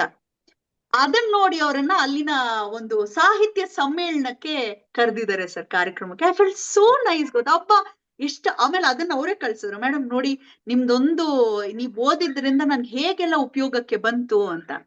ಆದರೆ ಅದನ್ನ ನೋಡಿ ತುಂಬಾ ಜನ ನನಗೆ ರಿಪೀಟೆಡ್ಲಿ ಪರ್ಸನಲಿ ಒಂದಷ್ಟು ಮೆಸೇಜಸ್ ಗಳು ಕಳಿಸಿದ್ರು, ನಂದು ಓದಿ ಅಂತ. ಅದ್ರಲ್ಲಿ ನಾನು ಸೋಸಿ ಓದ್ತೀನಿ, ಯಾಕಂದ್ರೆ ಪ್ರಣಯ ಕವಿತೆಗಳನ್ನ ನಾನು ಓದಲ್ಲ, ಇನ್ಸ್ಪೈರ್ ಮಾಡುವಂತ ಕವಿತೆಗಳನ್ನ ಮಾತ್ರ ನಾನು ಓದುವಂಥದ್ದು. ಆಮೇಲೆ ಧರ್ಮಗಳ ಬಗ್ಗೆ ಒಡಕು ತರುವಂತ ಕವಿತೆಗಳನ್ನ ನಾನು ಓದಲ್ಲ. ಒಟ್ನಲ್ಲಿ ಆ ಕವಿತೆ ಕೇಳಿದಾಗ ಯಾರ್ದೋ ಮನ್ಸಿಗೆ ಮುದ ಕೊಡ್ಬೇಕು, ಇಲ್ಲ ಸ್ಫೂರ್ತಿ ಕೊಡ್ಬೇಕು ಅನ್ನೋದಷ್ಟೇ ನನ್ನ ಇಂಟೆನ್ಷನ್. ನನ್ನ ಕತೆಗಳಾಗ್ಲಿ, ಒಳ್ಳೆ ಕೆಲಸ ಮಾಡ್ತಾ ಇದ್ದೀರಿ. ಕಾವ್ಯಗಳಾಗ್ಲಿ. ಎಲ್ಲ ನಮ್ಮ ವೀಕ್ಷಕರ ಪರವಾಗಿ ನಿಮ್ಗೆ ಅಭಿನಂದನೆಗಳನ್ನ ಸಲ್ಲಿಸ್ತೇನೆ. Thank you. ಸೊ ಅದ್ರಲ್ಲಿ ಒಬ್ಬಾತ ನನಗೊಂದು ಕವಿತೆ ಕಳ್ಸಿದಾನೆ ಸರ್, ದ ರಾ ಬೇಂದ್ರೆ ಅವ್ರದ್ದು ಕವಿತೆ, ನಂಗೆ ತುಂಬಾ ಚೆನ್ನಾಗ್ ಗೊತ್ತಿದೆ, ಒಂದು ಹಾಡು ಹಾಕ್ಬಿಟ್ಟು, ಅಕ್ಕ ನನ್ನ ಹೆಸರು ಹೇಳ್ಬಿಟ್ಟು ಹಾಕಿ ಅಂತೆ. ನಾನು ಅವ್ರಿಗೆ ನಿಮ್ ನಂಬರ್ ಕಳ್ಸಿ ಅಂತ ಹೇಳ್ದೆ, ಫೋನ್ ನಂಬರ್ ಕಳ್ಸ್ಮೇಲೆ ಫೋನ್ ಮಾಡಿ ಹೇಳ್ದೆ, ನಿಮಗ್ ಗೊತ್ತಾ ಇದು ಅಕ್ಷಮ್ಯ ಅಪರಾಧ ಅಪ್ಪ, ಬರೀ ಇವ್ರು ಹಿರಿಯ ಸಾಹಿತಿಗಳಂತಾನೆ ಅಲ್ಲ, ಯಾರದೋ ಕವಿತೆಯನ್ನ ನನ್ನದು ಅಂತ ಹೇಳ್ಕೊಂಡು ಪೋಸ್ಟ್ ಮಾಡೋದೇ ದುರಂತ. ಈಗ ತುಂಬಾ ದೊಡ್ಡ ದೊಡ್ಡ ಜ್ಞಾನಿಗಳು ಹೇಳಿರುವಂತ, ಇವಾಗ ವಿವೇಕಾನಂದ್ರು ಅವರ ದಿವ್ಯವಾಣಿ ಅಂತೆಲ್ಲ ಬುಕ್ಸ್ ಇದೆಯಲ್ಲ ಸರ್, ಅವ್ರದ್ದು ಕೋಟ್ಗಳಿದೆ, ಏಳಿ ಎದ್ದೇಳಿ, ಅದೆಲ್ಲ ಎಲ್ಲರಿಗೂ ಗೊತ್ತಲ್ವಾ, ಅದನ್ನ ಟಚ್ ಮಾಡಕ್ ಹೋಗಲ್ಲ. ತುಂಬಾ ರೇರ್ ಆಗಿರುವಂತ ಸಾಲುಗಳನ್ನ ತಗೊಳ್ಳೋದು, ಇವ್ರ ಹೆಸರುಗಳನ್ನ ಹಾಕೊಂಡು ಇವ್ರ ಫೋಟೋ ಹಾಕಿ ಮರ್ಜ್ ಮಾಡಿ ಹಾಕ್ಬಿಡೋದು, ಇವರೇ ಬರ್ದಿದ್ದಾರೆ ಅನ್ನೋ ತರ. ಆಮೇಲೆ ತುಂಬಾ ಜನಕ್ಕೆ ಪ್ರಾಜ್ಞರಿಗೆ ಅದು ಗೊತ್ತಿರಲ್ಲ, ಓಹೋ ಇವರೇ ಬರ್ದ್ರೇನೋ ಅಂತ ಅನ್ಕೋಬಹುದೇನೋ. ಇನ್ನು ಕೆಲವ್ರು ಏನ್ ಮಾಡ್ತಾರೆ, ಈಗ ಎಚ್ ಎಸ್ ವೆಂಕಟೇಶ್ ಮೂರ್ತಿ ಅವರು ನಮ್ಮ ನಾಡಿನ ಹೆಸರಾಂತ ಕವಿಗಳು, ಭಾವಗೀತೆ ಕ್ಷೇತ್ರಕ್ಕಂತ ಒಂದು ಧ್ರುವ ತಾರೆ ಅವರು ಅಂತ ಹೇಳ್ಬೋದು. ಇನ್ನೊಬ್ರು ಲಕ್ಷ್ಮೀನಾರಾಯಣ್ ಭಟ್ ಅವ್ರಲ್ವಾ, ಆ ತರದವ್ರದನ್ನು ಕೂಡ ಅದ್ಲು ಬದ್ಲು ಮಾಡ್ಬಿಡ್ತಾರೆ ಒಂದ್ಸರಿ. ಹೆಸರನ್ನ ಅವ್ರದ್ದು ಯಾರ್ದೋ, ಈಗ ಇವ್ರು ಬರ್ದಿರೋದನ್ನ ಅವ್ರದಕ್ ಹಾಕು, ಅವ್ರು ಬರ್ದಿರೋದು ಇವ್ರು ಹಾಕು. ಅಂದ್ರೆ ಗ್ರೌಂಡ್ ಲೆವೆಲ್ ಅಲ್ಲಿ ಕ್ರಾಸ್ ಚೆಕ್ ಮಾಡದೆ ಹಾಕೋದು ಕೂಡ ಅಕ್ಷಮ್ಯ ಅಪರಾಧ. ಇದು ಕೂಡ ನಮ್ಮ ಜವಾಬ್ದಾರಿ ಆಗಿರ್ಬೇಕು. ನಮ್ಮ ಸಿದ್ದೇಶ್ವರ ಸ್ವಾಮಿಗಳು ಹೇಳೋದನ್ನ ಇನ್ನೊಬ್ರು ಸ್ವಾಮಿಗಳು ಹೇಳಿದ್ದಾರೆ ಅಂತ ಅವ್ರ ಹೆಸರಿಗೆ ಟ್ಯಾಗ್ ಮಾಡಿ ಹಾಕೋದು, ಇದು ಈಗ ತುಮಕೂರಿನ ಶಿವಾನಂದ ಶಿವಾಚಾರ್ಯ ಅಂತ ಒಬ್ರು ಗುರುಗಳಿದ್ದಾರೆ, ಹೌದು. ಅವರು ಬಹಳ ವರ್ಷಗಳ ಹಿಂದೆ ಒಂದು ಸಾಲು ಅವ್ರದ್ದು ತುಂಬಾ ಪಾಪ್ಯುಲರ್ ಆಯ್ತು. ಮಕ್ಕಳಿಗೆ ಆಸ್ತಿ ಮಾಡಬೇಡಿ, ಬದಲಾಗಿ ಮಕ್ಕಳನ್ನೇ ಆಸ್ತಿಯನ್ನಾಗಿ ಮಾಡಿ ಸಮಾಜಕ್ಕೆ ಕೊಡಿ ಅಂತ. ಕರೆಕ್ಟ್. ನೀವು ನಂಬ್ತಿರೋ ಬಿಡ್ತಿರೋ ತುಂಬಾ ಜನ ಇದು ನಂದೆ ಅಂತ ಹಾಕೊಂಡಿದ್ದಾರೆ. ಹಾಗೆ ಈ ತರದ್ದು ಎಕ್ಸ್ಚೇಂಜ್ ಮಾಡೋಂಥದ್ದು ಹೆಸರುಗಳನ್ನ ಮತ್ತೆ ತಮ್ಮದೇ ಅಂತ ಹಾಕೊಳ್ಳೋದು ಕಾಪಿರೈಟ್ಸ್, ಅದು ನಿಜವಾಗ್ಲೂ ತಪ್ಪು. ಮತ್ತೆ ನಾವು ಮಾಡೋಂಥ ದ್ರೋಹ ಕವಿಗಳಿಗೆ ತೋರ್ಸೋಂತ ಅಗೌರವ ಅದು. ಸೊ ರಾಷ್ಟ್ರಕವಿ ಕುವೆಂಪು ಬರ್ದಿರೋದು ಅದನ್ನೇ ಹಾಕ್ಬೇಕು, ಅದಕ್ಕೆ ಬೇರೆ ಬಣ್ಣ ಹಾಕಿ ಅಥವಾ ನಿಮ್ಮ ಹೆಸರನ್ನ ಹಾಕೊಂಡ್ರೆ ತಿರುಳಿಲ್ಲ ಅಂತ ಹೇಳಿದ್ರೆ ಬಹಳ ವರ್ಷ ಅದು ನಡೆಯೋದು ಇಲ್ಲ. ಅದನ್ನ ಅರ್ಥ ಮಾಡ್ಕೋಬೇಕು. ಫೇಕ್ ಒಂದಲ್ಲ ಒಂದು ದಿನ ಬಟಾ ಬಯಲ್ ಆಗತ್ತೆ. ಸೊ ಅದು ದಯವಿಟ್ಟು ಅದು ಜವಾಬ್ದಾರಿ ನೋಡ್ಬಿಟ್ಟು ಪೋಸ್ಟ್ ಮಾಡಿ. ಇನ್ನೊಂದೆರಡು ಪ್ರಶ್ನೆ ಕೇಳಿಬಿಟ್ಟು ನಾನು ನಮ್ಮ ಆನ್ಲೈನ್ ಸ್ಟೂಡೆಂಟ್ಸ್ನು ಕೆಲವ್ರನ್ನ ಅವರ ಅನಿಸಿಕೆ ಖಂಡಿತ. ಈ ಡ್ರೆಸ್ ಕೋಡ್ ನಾವು ಮಾತಾಡ್ತಾ ಇದ್ದಾಗ ಪ್ರಸ್ತಾಪ ಆಯ್ತು. ಈವನ್ ಪ್ರೆಗ್ನೆನ್ಸಿನೂ ಹೈಲೈಟ್ ಮಾಡುವಂತಹ ಪೋಸ್ಟ್ಗಳು. ಮತ್ತೆ ನಾವೆಲ್ಲೋ ಒಂದು ಕಡೆ ರೊಮ್ಯಾನ್ಸ್ ಅಂದ್ರೆ ಅದಕ್ಕೊಂದು ಸೀಮಿತವಾದ ಒಂದು ಚೌಕಟ್ಟಿದೆ. ಪ್ರೈವೇಸಿ ಅಂತ ಕರಿಬಹುದು. ಇವೆಲ್ಲ ಮೀರ್ತಾ ಇದ್ದೀವಲ್ವಾ? ಅಲ್ಲ, ಮೊನ್ನೆ ಯಾರೊಬ್ರು ಅವ್ರದ್ದು ಫಸ್ಟ್ ನೈಟ್ದು ವಿಡಿಯೋ ಅಪ್ಲೋಡ್ ಮಾಡಿದ್ದಕ್ಕೆ ರೊಚ್ಚಿಗೆದ್ದು ಉಗ್ಗಿದ್ರು ನೆಟ್ಟಿಗರು ಅಂತ ಹಾಕಿದ್ರು. ನೀನ್ ಎಂತ ಕಚ್ಚಡ ಸಂಸ್ಕಾರ ಇಟ್ಕೊಂಡಿರೋ, ಕಚ್ಚಡ ಮನಸ್ಥಿತಿ ಇಟ್ಕೊಂಡಿರೋರು ಮಾತ್ರ ಹಾಗೆ ಮಾಡ್ಲಿಕ್ಕೆ ಸಾಧ್ಯ. ಅಷ್ಟೇ ಅಲ್ಲ ಸರ್, ಒಂದು ಹೆಣ್ಣು ತನ್ನ ಮಗುವಿಗೆ ಹಾಲು ಉಣಿಸ್ತಿದ್ದಾಳೆ ಅಂತ ಹೇಳಿದ್ರೆ ಹಿಂದಿನ ಕಾಲದಿಂದಲೂ ಕೂಡ ಯಾರು ತಿರುಗಿಯೂ ಆ ಕಡೆ ನೋಡಲ್ಲ. ಮತ್ತೆ ಆಕೆ ಎಷ್ಟು ಸಭ್ಯವಾಗಿ ಎಲ್ಲರ ನಡುವೆ ಕೂತಿದ್ರು ಕೂಡ ಆ ಮಗು ಅಳ್ತಿದ್ದಾಗ ಆ ಮಗುವಿಗೆ ಸಂತೈಸ್ತಾಳೆ ಅಲ್ವಾ? ಈಗ ಅದನ್ನ ಓಪನ್ ಆಗಿ ಪೋಸ್ಟ್ ಗಳನ್ನ ಹಾಕ್ತಾರೆ. ಅದಕ್ಕೆ ಎಷ್ಟು ರಸಿಕತೆಯಿಂದ ಮೆಸೇಜ್ ಹಾಕೋರ್ಗೇನ್ ಕಮ್ಮಿ ಇರಲ್ಲ ಸರ್. ಇವಾಗ ಈ ಇತ್ತೀಚಿನ ದಿನಗಳಲ್ಲಿ ಹಾಗಾಗಿದೆ. ಅಂದ್ರೆ ಮನಸ್ಥಿತಿ ಹೀಗೆ ಬದಲಾಗೋದಕ್ಕೆ ಕಾರಣ ನಾವುಗಳೇ. ಬೇರೆಯವ್ರ ಮುಂದೆ ನಾವು ಬೊಟ್ಟು ಮಾಡಿ ತೋರ್ಸೋಕ್ಕಿಂತ ಮುಂಚೆ ಪ್ರತಿಯೊಬ್ರು ನಾವೊಂದು ಪ್ರಾಮಿಸ್ ನಮಗ್ ಮಾಡ್ಕೊಳ್ಬೇಕು. ಅಂತ ಪೋಸ್ಟ್ ಗಳನ್ನ ನಾನ್ ನೋಡಲ್ಲ. ಅಲ್ಲಿ ನೀವು ಕಂಪ್ಲೇಂಟ್ ಮಾಡಕ್ ಆಪ್ಷನ್ ಇರತ್ತಲ್ವಾ, ರಿಪೋರ್ಟ್ ಮಾಡಿ. ಆಗ ಅಂತಹದ್ದು ಹುಟ್ಕೊಳ್ಳಲ್ಲ. ಯಾಕಂತ ಪೋಸ್ಟ್ ಹಾಕ್ತಾರೆ? ಜಾಸ್ತಿ ಜನ ವ್ಯೂಸ್ ಪಡ್ಕೊಳ್ತಾರೆ ಅಂತ. ಮತ್ತೆ ಯಾರ್ಯಾರ್ದೋ ಹೆಣ್ಮಕ್ಳು ಫೋಟೋಗಳನ್ನ ಹಾಕ್ಬಿಟ್ಟು ನನ್ ಗಂಡ ಸತ್ತೋಗಿದ್ದಾನೆ, ನನ್ನ ಗಂಡ ಡಿವೋರ್ಸ್ ಕೊಟ್ಟಿದ್ದಾರೆ, ನನ್ಗೊಬ್ಬ ಸಂಗಾತಿ ಅವಶ್ಯಕತೆ ಇದೆ, ಬೇಕು ಅಂದ್ರೆ ಈ ನಂಬರಿಗೆ ಕರೆ ಮಾಡಿ ಅಂತೆಲ್ಲ ಪೋಸ್ಟ್ ಗಳನ್ನ ಹಾಕ್ತಾರೆ. ಅವಳು ಯಾರೋ ಪಾಪ ಎಲ್ಲೋ ಇರ್ತಾಳೆ ಹುಡುಗಿ, ಅನಾಮತ್ತ. ಅಂದ್ರೆ ಎಷ್ಟು ಮಿಸ್ಯೂಸ್ ಆಗತ್ತೆ ಸರ್ ಫೋಟೋಸ್ಗಳು. ಎಷ್ಟು ದುರಂತ ಅಲ್ವಾ ಅವೆಲ್ಲ. ಸೊ ಅವೆಲ್ಲ ಒಂದ್ ಸ್ವಲ್ಪ ಪರಿಜ್ಞಾನ ಇಟ್ಕೊಂಡು ಅಂತವ್ರಿಗೆ ಸಪೋರ್ಟ್ ಮಾಡಬಾರ್ದು. ಅಂದ್ರೆ ರಿಪೋರ್ಟ್ ಮಾಡ್ಬೇಕು. ಅದ ನಮ್ ಗಮನಕ್ಕೆ, ನಾನಂತೂ ಅದ್ ಎಷ್ಟು ರಿಪೋರ್ಟ್ ಮಾಡ್ತೀನೋ ಆ ತರ ನೋಡಿದಾಗ. ರಿಪೋರ್ಟ್ ಮಾಡೋದ್ರಿಂದ ಆ ಪರ್ಟಿಕ್ಯುಲರ್ ಆಪ್ನವರು ಅದಕ್ಕೆ ಬ್ಲಾಕ್ ಮಾಡೋದಕ್ಕೆ ಮಾಡ್ತಾರೆ. ತುಂಬಾ ಜನ ರಿಪೋರ್ಟ್ ಮಾಡಿದ್ರೆ ಆ ತರದ್ ಮಾಡಬಹುದು ಅಂತ ಹೇಳ್ತಾ, ಈಗ ಇವತ್ತಿನ ಯುಗ ಅಂದ್ರೆ AI, ಆರ್ಟಿಫಿಷಿಯಲ್ ಇಂಟೆಲಿಜೆನ್ಸ್ ಅಂತ ಆಗೋಗ್ಬಿಡ್ತು. ಅದು ಇಲ್ಲಿ ನಮಗೂ ಇಲ್ಲಿ ಅಫೆಕ್ಟ್ ಮಾಡ್ತಾ ಇದೆ ಅಲ್ವಾ? ಖಂಡಿತ. ಅದಕ್ಕೆ ಇವತ್ತು ಬೆಳಗ್ಗೆ ನಾನೊಂದು ವಿಡಿಯೋ ನೋಡಿ ಬಹಳ ಚಕಿತಳಾದೆ. ಮೊನ್ನೆ ಅಷ್ಟೇ ನಮ್ಮ ಭಾರತ ಟ್ರೋಫಿ ಏನ್ ಗೆದ್ದಿದೆ, ಚಾಂಪಿಯನ್ಶಿಪ್ ಟ್ರೋಫಿ. ಆ ಸಂದರ್ಭದಲ್ಲಿ ಇಬ್ರು ನಮ್ಮ ಭಾರತದ ಕ್ರಿಕೆಟಿಗರು ಒಬ್ರನ್ನೊಬ್ರು ಆಲಂಗಿಸ್ಕೊಂಡು ಖುಷಿ ಪಡ್ತಿರುವಂತ ಒಂದು ಸನ್ನಿವೇಶ ಸರ್. ಹೌದು. ಆಕ್ಚುಯಲ್ ವಿಡಿಯೋ ಏನು ಅಂದ್ರೆ ಒಬ್ಬ ಕ್ರಿಕೆಟರ್ ಮತ್ತೊಬ್ಬ ಕ್ರಿಕೆಟರ್ಗೆ ಕೆನ್ನೆಗೆ ಮುತ್ತು ಕೊಟ್ಟಿರೋದು. AI ಬಳಸಿ ಬಾಯಿಗೆ ಮುತ್ತು ಕೊಡೋ ತರ ಅದನ್ನ ಕ್ರಿಯೇಟ್ ಮಾಡಿದ್ದಾರೆ. ದೇವ್ರಾಣೆ ಅದ್ರ ಬಗ್ಗೆ ಜ್ಞಾನ ಇಲ್ಲದೆ ಇರುವಂತವ್ರು ಛೀ ಏನ್ ಇವ್ರು ಹೀಗೆ ಅಂತ ಅಸಹ್ಯ ಹುಟ್ಟಬೇಕು. ಹಾಗೆ ಮಾಡಿದರೆ ಯಾವ್ದು ರಿಯಲ್ ಯಾವ್ದು ಫೇಕ್ ಅಂತ ಗೊತ್ತಾಗ್ತಿಲ್ಲ. AI ನ ಬಳಸ್ಕೊಂಡು ಪೂರಕವಾಗಿರುವಂತ ಕೆಲ್ಸಗಳನ್ನ ಮಾಡೋದ್ ಬಿಟ್ಟು ಈ ರೀತಿಯ ನೀಚ ಕೆಲ್ಸಗಳಿಗೆ ಹೆಚ್ಚು ಅದು ಮತ್ತೆ ಕ್ರಿಯೇಚರ್ ಗಳನ್ನ ಸೃಷ್ಟಿ ಮಾಡ್ತಾರೆ ಸರ್. ವಿಚಿತ್ರವಾಗಿರೋ ಕ್ರಿಯೇಚರ್ಸ್ಗಳು. ನನ್ಗೆ ಗೊತ್ತಿಲ್ಲ ಅದ್ರಿಂದ ಏನ್ ಉಪಯೋಗ ಅವ್ರಿಗೆ, ಏನು ಎತ್ತ ಅಂತ. ಬಟ್ AI ಎಷ್ಟೋ ಜನರ ಕೆಲ್ಸಗಳನ್ನ ಕಿತ್ಕೊಳ್ಳಿದೆ. ನಾವ್ ಅಪ್ಡೇಟ್ ಆಗ್ಲಿಲ್ಲ ಅಂದ್ರೆ ನಾವ್ ಎಲ್ಲೂ ಇಲ್ಲದವರಂತವ್ರು ಆಗ್ತೀವಿ. ಸೊ ಕಾಲಕ್ಕೆ ತಕ್ಕ ಹಾಗೆ ನಡಿಬೇಕು. ಬಟ್ AI ಇಂದ ಪೂರಕವಾಗಿರುವಂತದ್ದು ಏನು ಅನ್ನೋದ್ರ ಕಡೆಗೆ ಮಾತ್ರ ಗಮನ ಕೊಡ್ಬೇಕು. ಈಗ ಏನ್ ಕ್ರಿಕೆಟರ್ಸ್ ಮಾಡಿದಾರಲ್ವಾ ಸರ್, ಅದನ್ನೇ ಈಗ್ಲೂ ಕೂಡ ನಮ್ಮ ಭಾರತದಲ್ಲಿ ಎಷ್ಟೋ ಹಳ್ಳಿಗಳಿಗೆ ತಂತ್ರಜ್ಞಾನ ತಲುಪಿಲ್ಲ. ಅವ್ರಿಗೆ ಪಾಪ ಅಷ್ಟು ಗೊತ್ತಿಲ್ಲ. ಈಗ ಯಾರೋ ಇನ್ನೊಬ್ರು ಯಾರ್ದೋ ಮೇಲೆ ಮತ್ಸರ ಇದ್ದಂಥವನು ಈ ರೀತಿ ಒಂದು ಹುಡುಗಿದು ಫೋಟೋಶಾಪ್ ಮಾಡ್ಬಿಟ್ಟು ಏನೋ ಮಾಡಿ ಕಳಂಕ ತರಬೇಕು ಅಂತ ಹೇಳಿದ್ರೆ ಚಿಟ್ಕೆ ಹೊಡೆಯೋದ್ರಲ್ಲಿ ಮಾಡ್ಬೋದಲ್ವಾ? ಹೌದು. ಸೊ ಮನಸ್ಥಿತಿಗಳನ್ನ ಬದಲಾಯಿಸ್ಕೊಳ್ಬೇಕು. ನಾನ್ ನಿಮ್ಗೆ ಇನ್ನೊಂದು ಹೇಳದ್ ಮರ್ತೆ, ಈ ಥಂಬ್ನೇಲ್ಗಳು ಹೌದು. ಆಕರ್ಷಣೆ ಮಾಡೋ ಕಾರಣಕ್ಕಾಗಿ ಕೆಟ್ಟದಾಗಿ ಹಾಕುವಂತ ತಮ್ನೇಲ್ಗಳು. ಅದ್ರ ಒಳಗ್ ಹೋಗಿ ನೋಡಿದ್ರೆ ಅದು ಬೇರೆನೆ ಇರತ್ತೆ, ಅದ್ರಲ್ಲಿ ಏನೂ ಇರಲ್ಲ ತಿರುಳು. ಆಮೇಲೆ ಕಮೆಂಟ್ ಅಲ್ಲೇ ಬೈಕೊಳ್ಳೋದು, ಥೂ ಏನ್ ಹಿಂಗ್ ಹಾಕಿದ್ಯಾ ತಮ್ನೇಲ್ ಅಂತ. ಅದಕ್ ನಾನು ಒಂದ್ಸರಿ ಬಲಿಪಶು ಆಗಿದ್ದೀನಿ. ಓ. ಏನಂದ್ರೆ ಹಾ. ಒಂದು ಸರಿ ಎಲ್ಲೋ ಒಂದು ಕಾರ್ಯಕ್ರಮ, ಹ್ಮ್. ಮುಖ್ಯಮಂತ್ರಿಗಳ ಹೆಸರು ಹೇಳೋದಿಲ್ಲ ಯಾರವರು ಅಂತ. ಆ ಸಮಯದಲ್ಲಿ ಅಲ್ಲಿ ಹೋಗಿ ಅವ್ರಂದ್ರು, ಏನಮ್ಮ ಇಲ್ಲೂ ಬಂದ್ಬಿಟ್ಟಿದ್ಯಾ ನಿರೂಪಣೆ ಮಾಡೋದಕ್ಕೆ ಅಂತ. ಉತ್ತರ ಕರ್ನಾಟಕದ ಒಂದ್ ಭಾಗ, ಮಸ್ಕಿ ಅನ್ಸತ್ತೆ.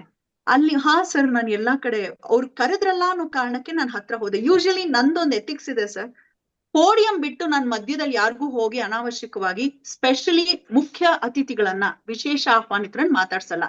ಅವ್ರು ನಂಗೆ ಅದೆಷ್ಟೇ ಕ್ಲೋಸ್ ಇದ್ರು ಕೂಡ ನಾನು ಸ್ವಲ್ಪ ದೂರ ನಿಲ್ತೀನಿ. ಅಂದ್ರೆ ಮಧ್ಯದಲ್ಲಿ ಹೋಗೋದು, ಸಭೆ ನಡೆಯುವಾಗ ಸ್ಪೆಷಲಿ ನಾನು ಹೇಳ್ತಿರೋದು, ಮಾತಾಡ್ಸೋದಿಲ್ಲ. ಅದ್ ಯಾಕೋ ಗೊತ್ತಿಲ್ಲ, ನನ್ಗೆ ಅದಷ್ಟು ಚಂದ ಕಾಣಿಸಲ್ಲ ಅಲ್ಲಿ ಹೋಗಿ ಪದೇ ಪದೇ ಹೋಗಿ ಮಾತಾಡೋದೆಲ್ಲ.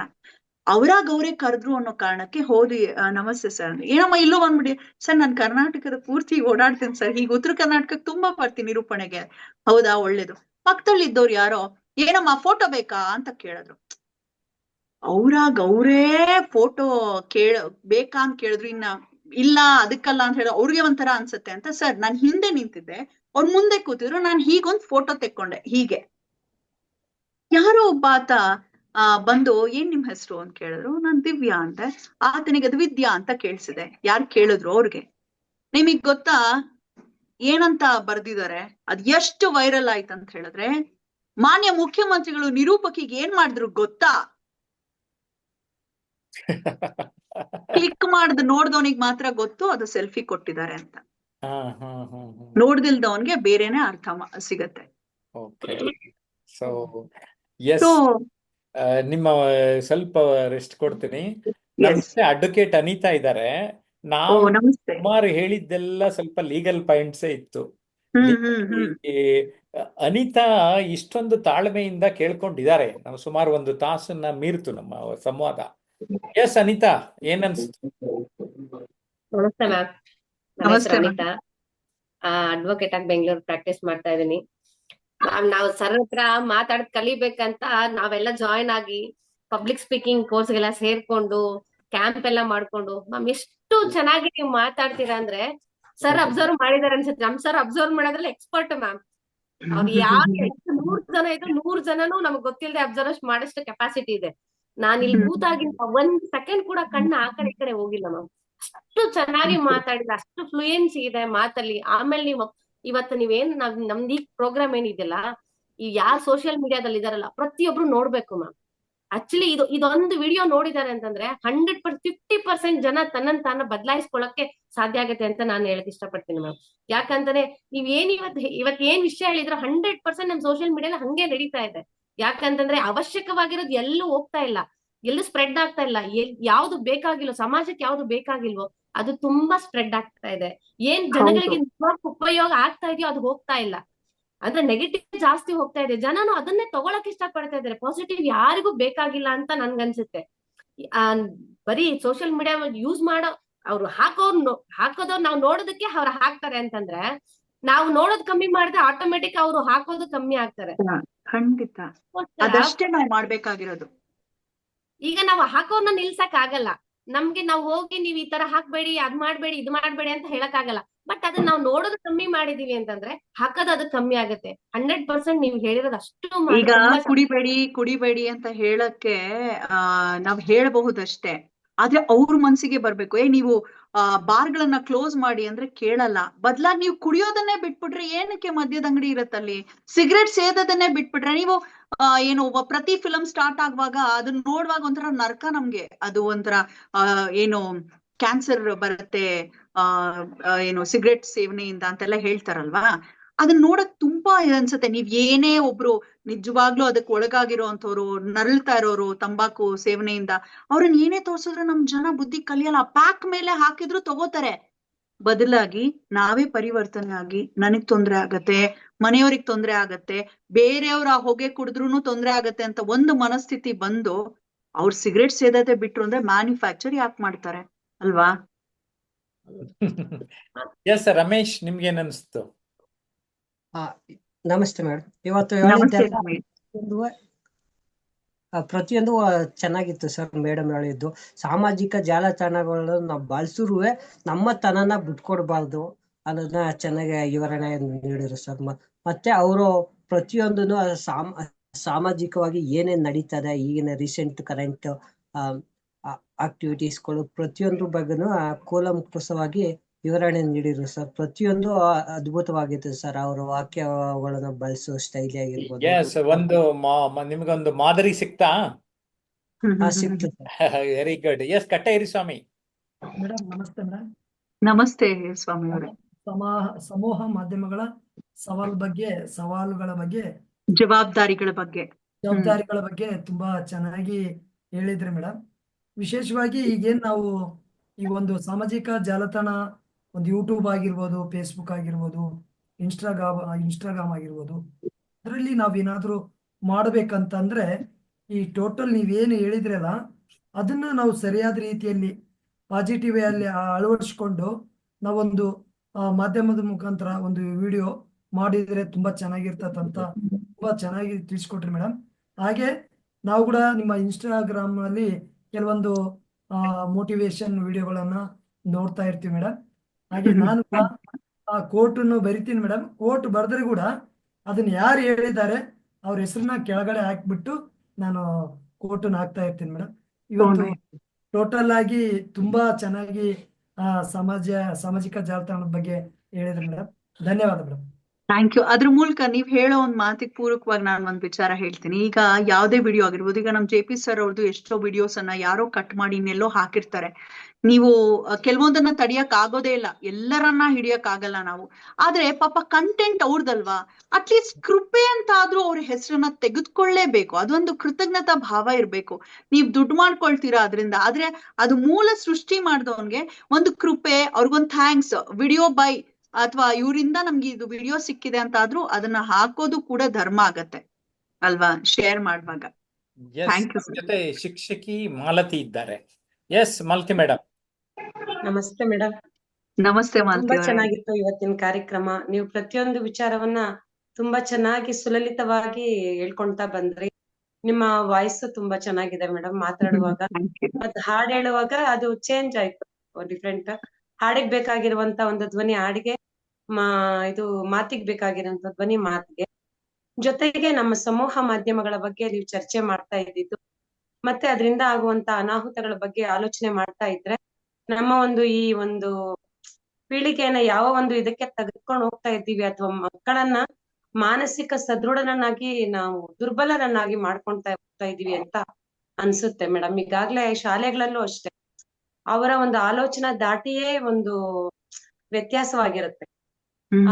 ಒಬ್ಬ ವಿದ್ಯಾರ್ಥಿ ಆಲೋಚನೆ ಮಾಡುವಂತ ದೃಷ್ಟಿಯೇ ಆ ಮಕ್ಕಳಲ್ಲಿ ಇರೋದಿಲ್ಲ, ಅಥವಾ ಮತ್ತೆ ಕಲಿಬೇಕನ್ನುವಂತ ಹಂಬಲವೂ ಇರೋದಿಲ್ಲ. ಎಲ್ಲವನ್ನೂ ಮನರಂಜನೆಗಾಗಿ ಸೀಮಿತ ಮಾಡ್ಕೊಂತಾ ಇದ್ದಾರೆ. ಕಲಿಬೇಕು ಅನ್ನುವಂತ ಆಸೆನೂ ಮಕ್ಕಳಲ್ಲಿ ಕಡಿಮೆ ಆಗ್ತಾ ಇದೆ. ಮತ್ತೆ ನಿಮ್ಮ ನಿಮ್ಮನ್ನ ಕರ್ಕೊಂಡ್ಬಂದು ಈ ತರ ಎಲ್ಲ ಮಾತಾಡ್ಸಿದ್ದು ನಾಗತಿಹಳ್ಳಿ ಸರ್ ಅವ್ರಿಗೆ ನಾನು ಜಯಪ್ರಕಾಶ್ ಟೀಚರ್. ನೀವು ಹೌದು, ಟೀಚರ್. Very nice. ಆ ವಿಚಾರವಾಗಿ ನಾನು ಒಂದು ಮಾತನ್ನು ಹೇಳಕ್ ಇಷ್ಟಪಡ್ತೀನಿ. ಮತ್ತೆ ಜವಾಬ್ದಾರಿ ಬಗ್ಗೆ ಹೇಳ್ಬೇಕಂದ್ರೆ, ಈಗ ಸ್ಕೂಲು ಕಾಲೇಜಲ್ಲೆಲ್ಲ ಆ ಹುಡುಗಿಗೆ ಹುಡುಗ ಪ್ರಪೋಸ್ ಮಾಡೋದನ್ನ ಬಹಳ ವಿಡಿಯೋಸ್ ಮಾಡಿ ಹಾಕ್ತಿರೋದು ವೈರಲ್ ಆಗ್ತಾ ಇದೆ. ನನಗೆ ಕೊರಕು ಬರೋದ್ ಏನ್ ಗೊತ್ತಾ, ಆ ವಿಡಿಯೋ ನೋಡಿ ಖುಷಿ ಪಟ್ಟು ಅದನ್ನ ಬೇಜಾನ್ ಜನ ವ್ಯೂಸ್ ಪಡ್ಕೊಂಡು ರೀಪೋಸ್ಟ್ಗಳು ಸಿಕ್ಕಾಪಟ್ಟೆ ಆಗತ್ತೆ. ಆದ್ರೆ ಅವ್ರ ಅಪ್ಪನ್ಗೋ ಅಮ್ಮನ್ಗೋ ಆ ವಿಡಿಯೋ ಸಿಕ್ಕಿದ್ರೆ ಅವ್ರಿಗೆ ಎಷ್ಟು ದುಃಖ ಪಡ್ತಾರೆ. ಅಕಸ್ಮಾತ್ ಆ ಹುಡ್ಗ ಆ ಹುಡ್ಗಿನ್ ಮದ್ವೆ ಆಗ್ಲಿಲ್ಲ, ಬೇರೆ ಬೇರೆ ಪಾರ್ಟ್ನರ್ಸ್ ನ ಮದ್ವೆ ಆದ್ರು, ಆದರೆ ಅದಿದ್ದೇ ಇರತ್ತಾ ಸೋಷಿಯಲ್ ಮೀಡಿಯಾಲಿ. ಒಂದಿಲ್ಲೊಂದು ದಿನ ಅದ ಹುಡ್ಗನ್ಗೋ ಹುಡ್ಗಿಗೋ ಅವ್ರ ಮದ್ವೆ ಆಗಿರೋರ್ಗ್ ಸಿಕ್ಕಿದ್ರೆ ಮಾರಕಾಲ್ ಅವ್ರ ಲೈಫೇ ಹಾಳಾಗ್ಬಿಡತ್ತಲ್ವಾ. ಸೊ ಅದು ಮಕ್ಕಳಲ್ಲಿ ಅದು ರೀಲ್ಸ್ ಹುಚ್ಚನ್ ಕಮ್ಮಿ ಮಾಡಿಸ್ಬೇಕು. ಪ್ರಪೋಸ್ ಮಾಡೋದನ್ನ, ರೊಮ್ಯಾನ್ಸ್ ಮಾಡೋದನ್ನೆಲ್ಲ ಹಾಗ್ ಮಾಡ್ದಾಗ ಮುಂದಿನ ದಿನದಲ್ಲಿ ಬಹಳ ದೊಡ್ಡ ತಲೆನೋವಾಗತ್ತೆ. ಬಹುಶಃ ನಿಮ್ ಶಾಲೆಯ ಮಕ್ಳು ಹಾಗಿರಲ್ಲ ಅಂತ ಭಾವಿಸ್ತಾನೆ. ಮಕ್ಕಳಿಗೆ, ಚಿಕ್ಕ ವಯಸ್ಸಿನ ಮಕ್ಕಳಿಗೆ ರೀಲ್ಸ್ ಮಾಡೋ ಹುಚ್ಚಿಂದ ಸ್ವಲ್ಪ ದೂರ ತರ್ಬೇಕು. ಅವ್ರೇನಾದ್ರೂ ರೀಲ್ಸ್ ಮಾಡ್ಕೊಂಡು ಫಾಲೋವರ್ಸ್ ಗುಂಗಿ, ಈಗ ನನ್ ಮಗಳದು ಚಿಕ್ಕ ವಯಸ್ಸಿನ ಇದ್ದಾಗ, ಪುಟ್ಟ ಮಗು ಇದ್ದಾಗಿಂದ ವಿಡಿಯೋಸ್ ಮಾಡ್ತಿದ್ದೆ. ಎಂತ ವಿಡಿಯೋಸ್ ಅಂದ್ರೆ, ಅವಳ ಬಾಯಲ್ಲಿ ಕಥೆಗಳನ್ನ ಹೇಳ್ಸೋದು, ಮತ್ತೆ ಶ್ಲೋಕಗಳನ್ನ ಹೇಳ್ಸೋಂಥದ್ದು, ಮಕ್ಕಳಿಗೆ ಕಲ್ಸ್ಬಹುದಾದಂತ ಶ್ಲೋಕ ಅಂತ. ಒಂದು ದಿನ ನನ್ ಮಗಳು, ನಾನು ಇದೇ ರೀತಿಯ ಒಂದು ಪಾಡ್ಕಾಸ್ಟ್ ಇವೆಂಟ್, ಅವಾಗ ಸಕ್ಕತ್ ಶೋ ಅಂತ ಮಾಡ್ತಿದ್ದೆ, ಪ್ಯಾಂಡಮಿಕ್ ಟೈಮಲ್ಲಿ ಎಲ್ಲ ಮನೇಲೇ ಇದ್ವಲ್ಲ, ಆಗ ಸೀರಿಯಸ್ ಆಗಿ ಒಂದಿನ ಮಗು ಹೇಳ್ತಾ ಇದೆ, ಒಂದು 5-6 ವರ್ಷದ ಮಗು, ಯಾವಾಗ್ಲೂ ನೀವೇ ಮಾಡ್ತೀರಾ, ನಿಮ್ದೇ ಲೈವ್ ಮಾಡ್ತೀರಾ, ನಿಮ್ಗಿನ್ನ ಫಾಲೋವರ್ಸ್ ಜಾಸ್ತಿ ಆಗ್ಬೇಕು, ಹಂಗೆ ಲೈಕ್ಸ್ ಜಾಸ್ತಿ ಬರ್ಬೇಕು ಅಂತ. ಅವತ್ತೇ ಸ್ಟಾಪ್ ಮಾಡಿದೆ ಮಾಡೋದು ನಮ್ ಮಗುದು. ಅಂದ್ರೆ ಮಕ್ಕಳ ಮನಸ್ಥಿತಿ ಹೆಂಗಾಗತ್ ನೋಡಿ, ಅವ್ ಬರ್ಲಿಲ್ಲ ಅಂದ್ರೆ ಅವ್ರಿಗೊಂಥರ ಇರಿಟೇಷನ್ ಸ್ಟಾರ್ಟ್ ಆಗತ್ತೆ. ಅದ್ ಬೇರೆ ಬೇರೆ ತರ ಮಾನಸಿಕವಾಗಿ ಕುಗ್ಗಕ್ ಸ್ಟಾರ್ಟ್ ಮಾಡ್ತೀವಿ. ಯಾಕೆ ನನ್ಗೆ ಮೆಸೇಜ್ ಹಾಕ್ತಿಲ್ಲ, ಯಾಕೆ ನನ್ ಫಾಲೋವರ್ಸ್ ಜಾಸ್ತಿ ಆಗ್ತಿಲ್ಲ ಅಂತ. ಎಲ್ಲೇ ಹೋದ್ರು ಸ್ಟೇಜ್ ಅಲ್ಲಿ ಹೇಳಕ್ ಸ್ಟಾರ್ಟ್ ಮಾಡ್ಬಿಡೋಳು, ನಂದು ಇದೆ ಚಾನೆಲ್ ಜನ್ಯಾ ಜಗತ್ ಅಂತ ನೋಡಿ ಅಂತ. ಅಷ್ಟ್ ಪುಟ್ ಮಗು. ನಾನ್ ಅವಾಗ ಅನ್ಕೊಂಡೆ, ರಾಂಗ್. ಮಕ್ಳನ್ನ ನಾವು ಪೂರಕವಾಗ ಮಾಹಿತಿ ಕೊಟ್ರು ಕೂಡ ಅವ್ರನ್ನ ಸ್ವಲ್ಪ ದೂರ ಇರಿಸ್ಬೇಕು ಸೋಷಿಯಲ್ ಮೀಡಿಯಾ ಇಂದ ಅಂತ. Yes ma'am, thank you. Ambuja ಈ ರೀತಿ ಯೂಟ್ಯೂಬ್ ನಲ್ಲಿ ಮೆಸೇಜ್ ಮಾಡಿದ್ದಾರೆ. Excellent speech madam.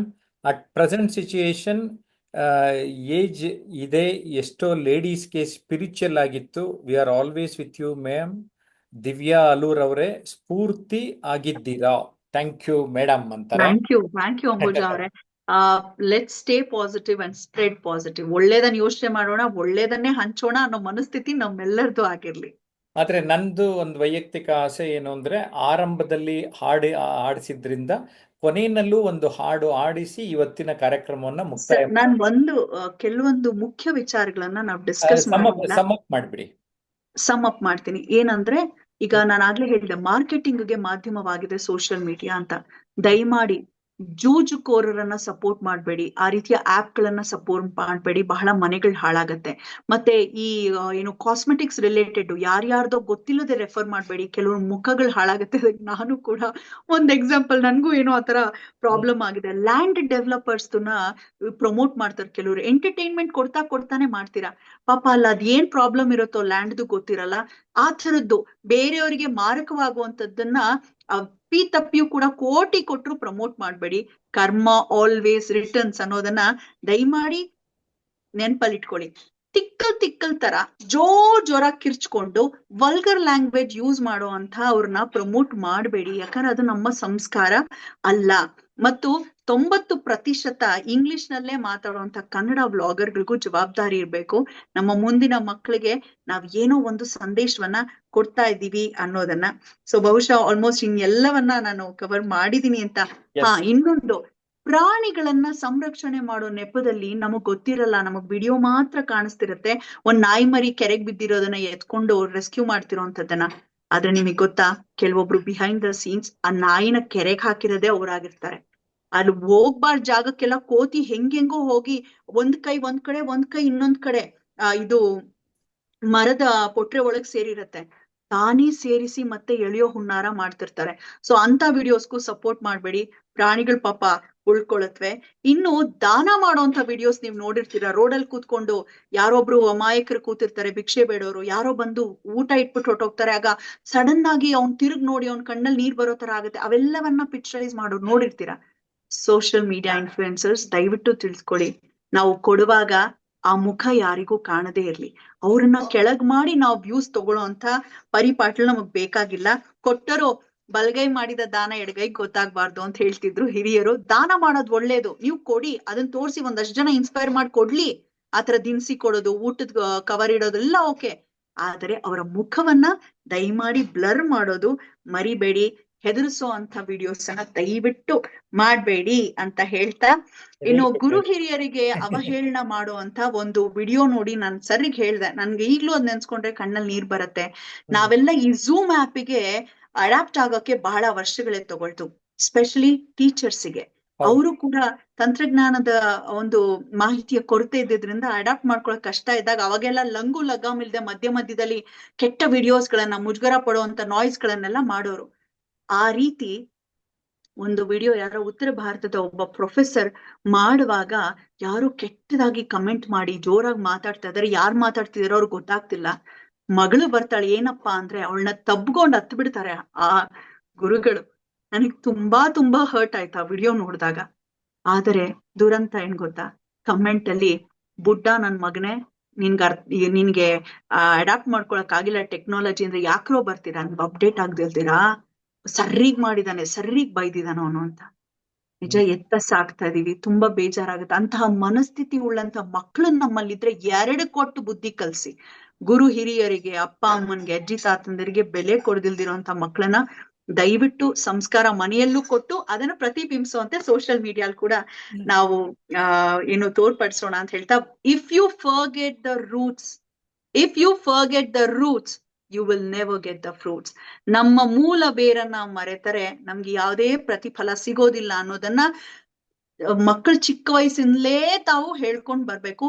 ತುಂಬಾ ಸೆನ್ಸಿಟಿವ್ ಆಗಿ ಬೆಳೆಸಿ, ಅವ್ರು ಆಡಿದ್ದೆ ಆಟ ಹೂಡಿದ್ದೆ ಲಗ್ಗೆ ಅನ್ನೋದು ಮಾಡಿಸ್ಬೇಡಿ. ಯಾಕಂದ್ರೆ ಮುಂದಿನ ತಲೆಮಾರಿನ ನಮ್ಮ ಪರಂಪರೆಯ ರಾಯಭಾರಿಗಳವರು.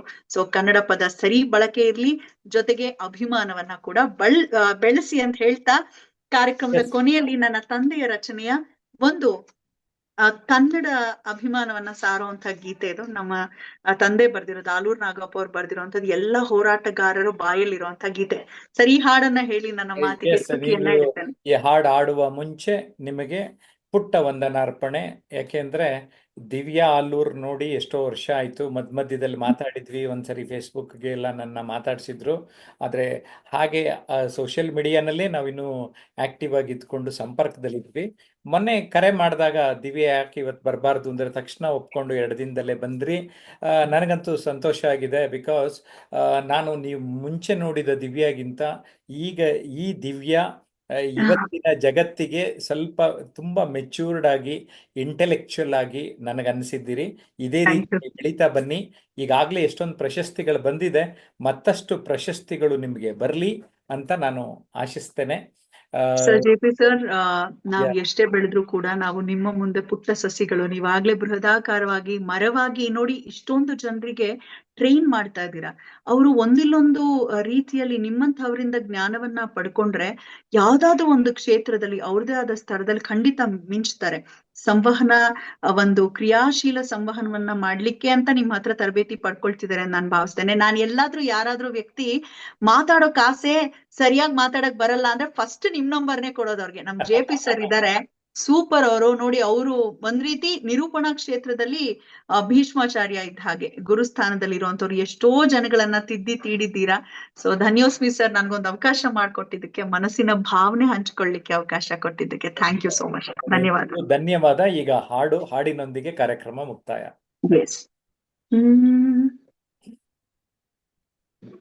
ಎಚ್ಚರಾಗು ಕನ್ನಡಿಗ, ಎಚ್ಚರಾಗು ಕನ್ನಡಿಗ, ಎಚ್ಚರಾಗು ಕನ್ನಡಿಗ, ಎಚ್ಚರಾಗು ಕನ್ನಡಿಗ, ಮರೆಯಬೇಡವೋ ಕನ್ನಡ ನುಡಿಯ, ನೀ ತೊರೆಯಬೇಡವೋ ನಮ್ಮ ಕನ್ನಡ ನಾಡ. ನೀನು ದುಡಿಮೆಗಾಗಿ ದುಬೈಗೆ ಹೋಗಿ ದುಡಿಯುತ್ತಲಿರಲಿ, ಅಮೇರಿಕದಲ್ಲಿ ಹೆಸರ ಗಳಿಸಿ ಶಿಖರವೇರಲಿ, ಆಸ್ಟ್ರೇಲಿಯಾದಲ್ಲೇ ಸುಖ ಸ್ವರ್ಗವೇ ಇರಲಿ, ಇಂಗ್ಲೆಂಡಿನ ಅರಮನೆಯಲ್ಲಿ ದೊರೆತನ ಸಿಗಲಿ, ಮರೆಯಬೇಡವೋ ಕನ್ನಡ ನುಡಿಯ, ನೀ ತೊರೆಯಬೇಡವೋ ನಮ್ಮ ಕನ್ನಡ ನಾಡ. ಈಗ ಹೇಳುವಂತ ಸಾಲುಗಳು ಪ್ರಸ್ತುತ ಈಗ್ಲಿಗೂ.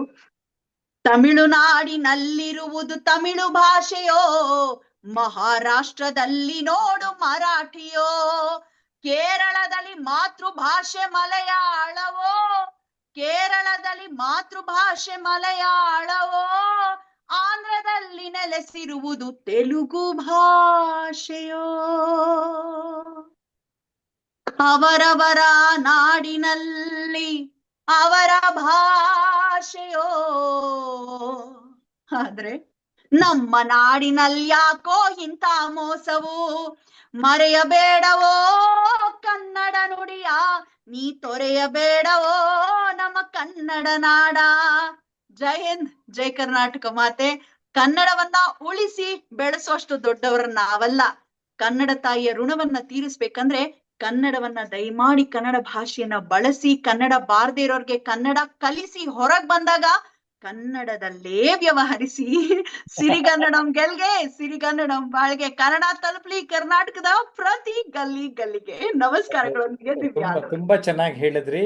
ಜೊತೆಗೆ ನೀವು ಹಾಡಬೇಕಾದ್ರೆ ಬೇರೆ ದಿವ್ಯಾ ಆಗ್ಬಿಡ್ತೀರಿ ಅಂತ ನಿಮ್ಮ ಮಾತೆಲ್ಲ ಕೇಳಿದ್ವಿ. ಧನ್ಯವಾದ ಎಲ್ರಿಗೂ. ನಮಸ್ಕಾರ. ಧನ್ಯವಾದ ಸರ್.